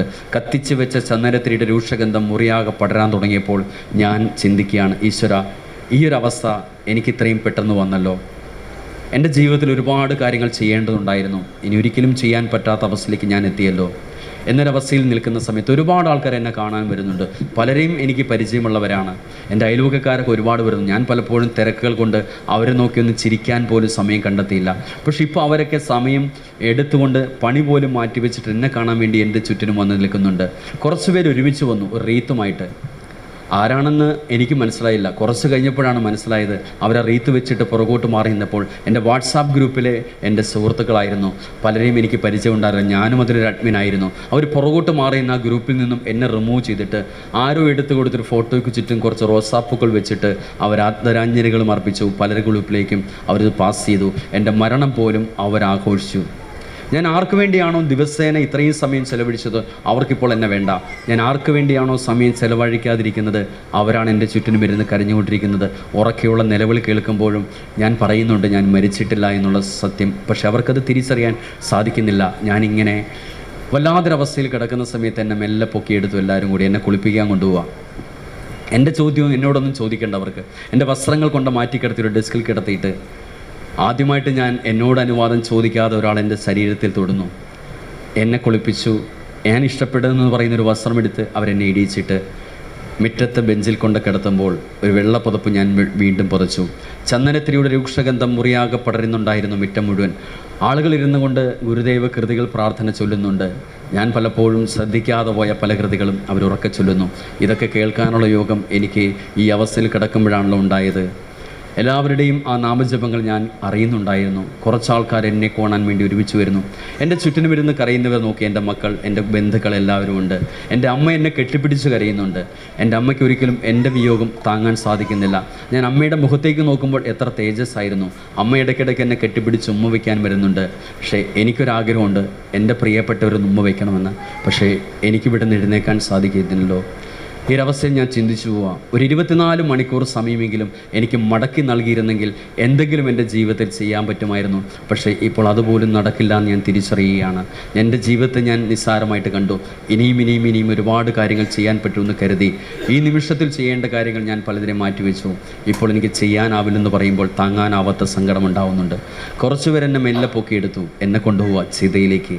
ഇനി എൻ്റെ ഡെഡ് ബോഡി ഇനി ആർക്കും വേണ്ട. എൻ്റെ ഏറ്റവും പ്രിയപ്പെട്ടവർ എൻ്റെ പുറകിൽ അനുഗമിക്കുന്നുണ്ട്. കുറേയേറെ പേർ അവിടെ വെച്ച് തന്നെ പിരിഞ്ഞുപോയി. നാട്ടുകാരെല്ലാം അകന്നു പോയിട്ടുണ്ടായിരുന്നു. ചിതയിൽ കൊണ്ട് കിടത്തി ചുറ്റിനും നടന്ന ഒരാളുടെ തോളത്തിരുന്ന കുടത്തിൽ 3ാമത്തെ കൊത്തുകുത്തിയപ്പോൾ ആ കുടം പുറകോട്ട് മറിഞ്ഞു. ആരോ ഒരാൾ എൻ്റെ തലയ്ക്കലും കാൽക്കലും നടുവിലും തീ വെച്ചു. തീ അങ്ങനെ ആളിക്കത്തുമ്പോൾ ഞാൻ ചിന്തിക്കുക, ഈശ്വര, 1 മണിക്കൂറെങ്കിലും എനിക്ക് മടക്കി നൽകിയിരുന്നെങ്കിൽ എൻ്റെ ജീവിതത്തിൽ എന്തെങ്കിലുമൊക്കെ നന്മ കൂടി ചെയ്തിട്ട് മടങ്ങാമായിരുന്നു. ഇപ്പോഴത് ചെയ്യാനാവില്ലെന്ന് ഞാൻ തിരിച്ചറിയുന്നു. എൻ്റെ പ്രിയപ്പെട്ടവർക്ക് ഇനി ആരാ ഉള്ളത്? എൻ്റെ ഭർത്താവിന്, എൻ്റെ ഭാര്യയ്ക്ക്, എൻ്റെ മക്കൾക്ക് എൻ്റെ സ്ഥാനത്ത് നിൽക്കാൻ ഇനി ആരുണ്ടാവും? അവർക്കൊരു നേരത്തെ ഭക്ഷണം എടുത്ത് കൃത്യമായി കൊടുക്കാൻ ആരുണ്ടാവും? അവർക്കൊരു സന്തോഷം പങ്കിടാൻ ആരുണ്ടാവും? എൻ്റെ സാന്നിധ്യത്തിൽ അവരൊരുപാട് സങ്കടപ്പെടുന്നുണ്ടാവും. പക്ഷേ വിലയേറിയ സമയം പലതും ഞാൻ മറ്റു പല കാര്യത്തിനും മാറ്റിവെച്ചപ്പോൾ എൻ്റെ കൂടെയുള്ളവരെ സ്നേഹിക്കാനോ മനസ്സിലാക്കാനോ ഒന്നും അറിയാനോ ഞാൻ ശ്രമിക്കാതെ പോയി. ആ വിലയേറിയ സമയങ്ങൾ നഷ്ടപ്പെടുത്തിയത് എൻ്റെ ജീവിതത്തിൽ വലിയൊരു തെറ്റായിപ്പോയെന്നറിയുന്നു. ഇനിയും ഒരിക്കലും തിരിച്ചു കിട്ടാത്ത ഒരു വലിയ തലമാണ് എൻ്റെ മനസ്സിലുള്ളത്. ആ തീ ഇങ്ങനെ മുകളിലേക്ക് ഇങ്ങനെ കത്തുമ്പോൾ, കാൽക്കലും തലക്കലും കത്തിച്ച് അതിങ്ങനെ ആളിക്കത്തുമ്പോൾ എൻ്റെ കാലിൽ പെട്ടെന്ന് പൊള്ളലേക്കും തോന്നി. ഞാൻ ആ കാലൊന്നും മെല്ലെ പുറകോട്ട് വലിച്ചു. ഈശ്വര, അപ്പോഴാണ് ഞാൻ അറിയുന്നത് ജനൽപ്പാളിയിലൂടെ ഉള്ളിലേക്ക് പ്രവേശിച്ച സൂര്യപ്രകാശമാണല്ലോ ഇപ്പോൾ എൻ്റെ കാലിൽ പൊള്ളലേൽപ്പിച്ചത്. ഈശ്വര, ഞാൻ കണ്ടതൊരു സ്വപ്നമായിരുന്നു. എൻ്റെ കൈകൾ മടക്കാൻ ശ്രമിച്ചു, മടക്കാൻ പറ്റുന്നു. കാലുകൾ മടക്കാൻ സാധിക്കുന്നു. ഞാനിപ്പോഴും ജീവിച്ചിരിക്കുന്നു. സന്തോഷത്തോടെ എഴുന്നേറ്റിരുന്ന് കൈയൊന്ന് തൂത്ത് തുടച്ച് എൻ്റെ കൺപോളയിൽ വെച്ച് കണ്ണ് നന്നായി വിടർന്ന് തുറന്നു. 24 മണിക്കൂർ സമയം മാത്രം ആഗ്രഹിച്ചപ്പോൾ ഈശ്വരൻ എനിക്ക് എത്ര മണിക്കൂറാണ് മടക്കി നൽകിയത്. ഇനി ഒരുപാട് കാര്യങ്ങൾ ഈ ജീവിതം കൊണ്ട് ചെയ്യാറുണ്ട്. ഭഗവാന്റെ ദർശനങ്ങളെ പഠിച്ച് എൻ്റെ സമയം മുഴുവൻ ഉപയോഗിച്ചുകൊണ്ട് സമൂഹത്തിൽ പ്രചരിപ്പിക്കാനും ഒരുപാട് ആൾക്കാരിലേക്ക് നന്മ എത്തിക്കാനും ഒക്കെ എൻ്റെ ജീവിതത്തിന് മാറ്റിവെക്കപ്പെടേണ്ടതുണ്ട്. ഇനി ഒരു നിമിഷം പോലും പാഴാക്കി കളയാനില്ല. ഏറ്റവും നന്നായി എനിക്ക് സമൂഹത്തിൽ പ്രവർത്തിക്കാനുള്ള അവസരമാണ്, 2ാം ജന്മമാണ് ഈശ്വരൻ എനിക്ക് നൽകിയിരിക്കുന്നത്. ഞാൻ ഇപ്പോഴും ജീവിച്ചിരിക്കുന്നു എന്നുള്ള യാഥാർത്ഥ്യം ഞാൻ തിരിച്ചറിയുന്നു. സന്തോഷത്തോടെ ഞാനത് അക്സെപ്റ്റ് ചെയ്യുന്നുണ്ട്. സ്വപ്നം ഇഷ്ടപ്പെട്ടോ? സ്വപ്നം ഇഷ്ടപ്പെട്ടോ? ഇഷ്ടപ്പെട്ടോ ഇല്ലയോ? ഈ സ്വപ്നം കണ്ടത് വെളുപ്പിനെയാണോ രാത്രിയിലാണോ? എപ്പോഴാണ് സ്വപ്നം കണ്ടത്? വെളുപ്പിനെ കാണുന്ന സ്വപ്നം ഉറപ്പായിട്ടും ഫലിക്കും. ഉറപ്പാണ്, ഗ്യാരണ്ടി, ഒരു സംശയം വേണ്ട. പക്ഷേ അത് സംഭവിക്കുന്നതിന് മുമ്പായിട്ട് ഇങ്ങനെ ചിന്തിക്കാനുള്ള അവസരം നിങ്ങൾക്കുണ്ടാവാതിരിക്കട്ടെ. ആജ് കാ കാം അബ് കരോ, കൽ കാ കാം ആജ് കരോ. ഇന്നത്തെ ജോലി ഇപ്പോൾ ചെയ്യുക, നാളത്തെ ജോലി ഇന്നേ ചെയ്ത് വയ്ക്കുക. പിന്നത്തേക്ക് വെച്ച് കഴിഞ്ഞാൽ അത് നമുക്കൊരുപാട് സങ്കടം തരുന്നതായിരിക്കും. പക്ഷെ ഞാൻ നിങ്ങളോട് പറഞ്ഞത് നിങ്ങൾ മരിച്ച് പോകുന്നല്ല പറഞ്ഞത്, പോയെന്നാണ് പറഞ്ഞത്. നിങ്ങൾ പഠന ക്ലാസ്സിൽ പോകുമ്പോൾ വഴി നിൽക്കുന്ന ആൾ പറഞ്ഞു ഈ പോണ വഴിക്ക് തട്ടിപ്പോകുമെന്ന് പറഞ്ഞാൽ നിങ്ങൾക്ക് അയാളോട് ദേഷ്യം തോന്നുമോ അതോ സന്തോഷം തോന്നുമോ? ദേഷ്യം. പക്ഷേ ഞാൻ മരിച്ച് പോകുന്നല്ലോ പറഞ്ഞു, പോയെന്നല്ലേ പറഞ്ഞത്, എന്നിട്ട് നിങ്ങൾക്ക് എന്നോട് ദേഷ്യമില്ലാത്ത എന്തുകൊണ്ടാണ്? നിങ്ങൾ മരിച്ചു പോയെന്ന് പറഞ്ഞിട്ടും ഞാൻ പറഞ്ഞത് ശവാടക്ക വരെ ഞാൻ പോയുള്ളൂ. ഇതിനേക്കാൾ അപ്പുറം അടിയന്തരത്തിന് കാർഡ് വരെ അടിച്ച് വിതരണം ചെയ്ത ആൾക്കാരുണ്ട്. ചിലരൊക്കെ നോക്കി പ്രസാദ് സാർ റീത്ത് വെച്ചില്ലായിരുന്നല്ലോ, വന്നില്ലേ പുള്ളി എന്നൊക്കെ ചിന്തിച്ച ആൾക്കാർ വരെ ഇതിനകത്തുണ്ട്. എന്നിട്ടും നിങ്ങൾക്ക് എന്നോട് ദേഷ്യം തോന്നാത്ത എന്തുകൊണ്ടാണ്? സ്വപ്നമായതുകൊണ്ടല്ല. ദ വേ ഓഫ് പ്രസൻറ്റേഷൻ, എങ്ങനെ ഒരു കാര്യം അവതരിപ്പിച്ചു എന്നുള്ളതിനാണ് കാര്യം. അതുകൊണ്ട് എത്ര ബുദ്ധിമുട്ടുള്ള കാര്യം നിങ്ങൾക്ക് ഓഡിയൻസിനോട് മധുരകരമായിട്ട് അവതരിപ്പിച്ചു കഴിഞ്ഞാൽ ഇത്രയും പ്രശ്നമുള്ള അവർ മരിച്ചു എന്ന് പറയുന്ന പ്രശ്നമില്ലല്ലോ. ഏത് കാര്യവും നിങ്ങൾക്ക് കേൾക്കുന്നവർക്ക് ഇമ്പമാവുന്ന രീതിയിൽ അവതരിപ്പിക്കാൻ സാധിക്കുന്നതാണ് നമ്മളുടെ കഴിവെന്ന് പറയുന്നത്. അതുകൊണ്ട് നിങ്ങളുടെ കഴിവുകളെ നിങ്ങൾ ആർജിച്ചെടുക്കുക, ഏറ്റവും നന്നായിട്ട് സമൂഹത്തിൽ പ്രചരിപ്പിക്കാൻ സാധിക്കട്ടെ. ഒപ്പം നിങ്ങൾ ചിന്തിച്ചിട്ടുണ്ടാവും നിങ്ങളുടെ ജീവിതത്തിൽ ഇനി വരുത്തേണ്ട മാറ്റങ്ങൾ. ഇങ്ങനൊരു നിമിഷം എന്തായാലും ജീവിതത്തിൽ ഉണ്ടാവും നമുക്ക്. ഉണ്ടാകുന്നതിന് മുമ്പായിട്ട് എനിക്കും നിങ്ങൾക്കും ഇവിടെ തീർക്കാനുള്ളത് അതാണ്. ഇപ്പോൾ കിട്ടിയിരിക്കുന്ന ജീവിതം എന്ന് പറഞ്ഞാൽ എന്താണ്? ബോണസാണ്. സ്വാമി വിവേകാനന്ദൻ എത്ര വയസ്സ് വരെ ജീവിച്ചു? 32. സാറിന് എത്ര വയസ്സായി? 74. ഇത് പലിശയും കൂടെ കിട്ടിയ ജീവിതമാണ് അല്ലേ? ഇത്രയേറെ വർഷം നമുക്ക് സന്തോഷം. അപ്പം നമുക്ക് കിട്ടിയതിനോട് സന്തോഷിക്കാൻ സാധിക്കൂ. നമ്മളെപ്പോഴും നിരാശരാവാതെ സന്തോഷം പറയാൻ 60 വയസ്സായെങ്കിൽ വിവേകാനന്ദ സ്വാമി 33 വയസ്സ് വരെ ജീവിച്ചിട്ടുള്ളൂ. ഇത്രയും വർഷക്കാലം നമുക്ക് ബോണസ് കിട്ടിയതാണ്. അപ്പോൾ അതിനെ നമുക്ക് സന്തോഷം. അപ്പോൾ ഇനിയുള്ള നിമിഷങ്ങൾ നമുക്ക് എന്ത് ചെയ്യാനുള്ളതാണ്? സന്തോഷിക്കാനുള്ളത്, ആനന്ദിക്കാനുള്ളതാണ്. ഒരിക്കൽ പോലും എനിക്കിതൊക്കെയാണ്, ഇങ്ങനെയൊക്കെ, ഇതൊന്നും പരാതികൾ പരിഭവങ്ങളൊന്നും പറയാതെ നമ്മളെപ്പോഴും സന്തോഷത്തോടെ എപ്പോഴും ഹാപ്പിയായിട്ട് ആ പേനയെടുത്ത് അങ്ങോട്ട് കടിച്ചു പിടിക്കുക. ഇങ്ങനെ ആരെന്ത് പറഞ്ഞാലും നമ്മുടെ മുഖത്ത് എന്തായിരിക്കണം? സന്തോഷം. അതുപോലെ തന്നെ ഉള്ളിലും സന്തോഷം ഉണ്ടാവാൻ സാധിക്കണം. ഏറ്റവും രസകരമായിട്ട് നിങ്ങൾക്ക് പോകാൻ സാധിക്കട്ടെ എന്ന് ആഗ്രഹിക്കുകയാണ്, പ്രാർത്ഥിക്കുകയാണ്. അപ്പോൾ നമ്മുടെ ക്ലാസ് സെഷൻ എല്ലാം അവസാനിപ്പിക്കാം. ഇപ്പോൾ നമുക്ക് 12:30 കഴിയുന്നു. ഇനി മറ്റ് ചടങ്ങിലേക്കൊക്കെ പോകും. നിങ്ങൾക്ക് എന്തെങ്കിലുമൊക്കെ കുറച്ച് കാര്യങ്ങൾ കിട്ടി, ഹരിബറി പറഞ്ഞതുകൊണ്ട് കുറച്ച് കാര്യങ്ങളൊക്കെ മനസ്സിലായെന്ന് വിചാരിക്കുന്നു. ക്ലാസ് ഇഷ്ടപ്പെട്ടോ ഇല്ലയോ? വളരെ സന്തോഷം. അപ്പോൾ നമുക്ക് അവസാനിപ്പിക്കാം അല്ലേ? സന്തോഷം. അപ്പോൾ സന്തോഷിക്കുമ്പോൾ നമ്മൾ ഉഷാറായിട്ടുള്ള സന്തോഷിക്കുക, ആസ്വദിച്ചല്ല സന്തോഷിക്കുക. അപ്പോൾ ഞാനൊരു പാട്ട് പാടും, നിങ്ങൾ ഏറ്റുപാടും. റെഡിയല്ലേ? ഉഷാറായിട്ട്. അവാർഡ് സിനിമയിലെ പാട്ടല്ല, ഇത് അടിപൊളി സിനിമയിലെ പാട്ടാണ്. അടിപൊളി വേണോ അവാർഡ് വേണോ നിങ്ങൾക്ക്? ഉഷാറായിട്ട് എൻജോയ് ചെയ്യാൻ സാധിക്കണം. ഓക്കെ, വളരെ സന്തോഷത്തോടെ പാടണം. ഹരിസുന്ദര നന്ദ മുകുന്ദ ഹരിനാരായണ ഹരിയോ.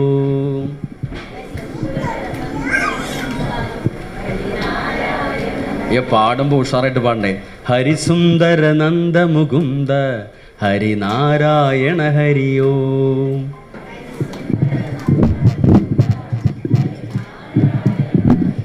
ഹരിസുന്ദര നന്ദ മുകുന്ദ ഹരിനാരായണ ഹരിയോ. ഹരികേശവ ഹരി ഗോവിന്ദ ഹരിനാരായണ ഗോപാൽ. വനമാലി രാധാരമണ गिरिधारी गोविंदा. नित्य नित्य कर बांधन चोरे. हिंदी हमारे राष्ट्रभाषा ना, इसलिए बोलिए ना, नित्य नित्य कर बांधन. പെരുമ്പാവൂർ ഹിന്ദി അറിയത്തില്ല, നിങ്ങളുടെ മാതൃഭാഷ ഹിന്ദിയല്ലേ? നിത്യ നിത്യ കർ ബാന്ധൻ ചോരെ ഗോപി മനഹാരി ആവോരെ നാച്ചോരെ ഗോകുലു കെ പ്യാരെ. സിമ്പിളായിട്ട് പാടാവുന്നതാണ്, ഈസിയല്ലേ? റെഡിയല്ലേ? ഹരിസുന്ദര നന്ദ മുകുന്ദ ഹരിനാരായണ ഹരിയോ.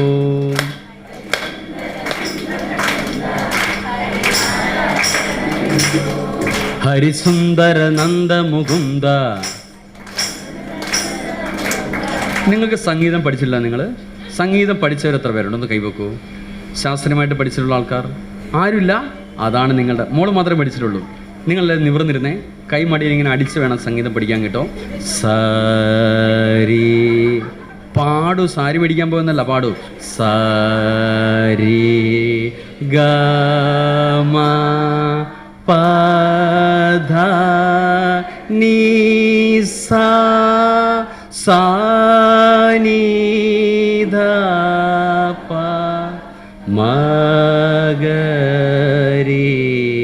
സ സരി ഗ മ പ ധ നി സ സാനിധാപ മഗരീസ സരിഗമ പധനിസ സാനിധാപ മഗരീസ സരി ഗമ പധനി. നീയെ പിടിച്ചോണം, താഴേക്ക് പോരല്ലേ. ഹരിസുന്ദര നന്ദമുകുന്ദ ഹരിനാരായണ ഹരിയോ. ഹരിസുന്ദര, കൈകൊട്ടെല്ലാവരും നന്നായിട്ട് സ്ട്രോങ് ആയിട്ട്. ഹരിസുന്ദര നന്ദമുകുന്ദ ഹരിനാരായണ ഹരിയോ. ഹരികേശവ ഹരി ഗോവിന്ദ ഹരിനാരായണ ഗോപാൽ. ഹരികേശവ ഹരി ഗോവിന്ദ ഹരിനാരായണ ഗോപാൽ. ഹരിസുന്ദര നന്ദമുകുന്ദ ഹരിനാരായണ ഹരിയോ.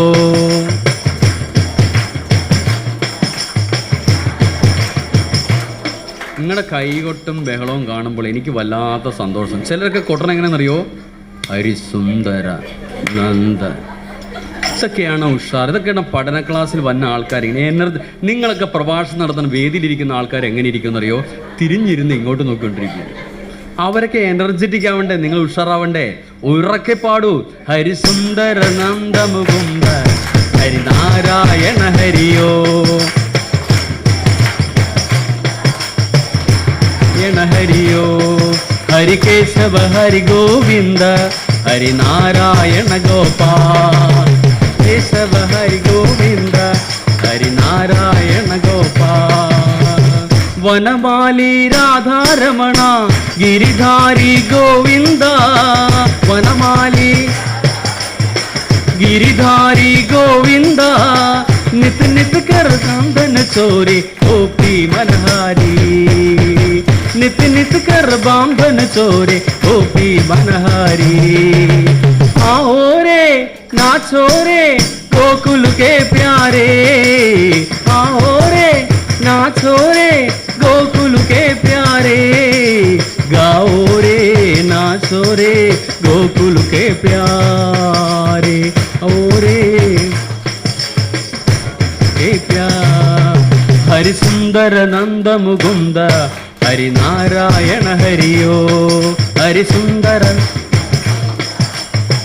नारायण हरियो हरि केशव हरि गोविंद हरि नारायण गोपाल हरि केशव हरि गोविंद हरि नारायण गोपाल वनमाली राधारमण गिरिधारी गोविंद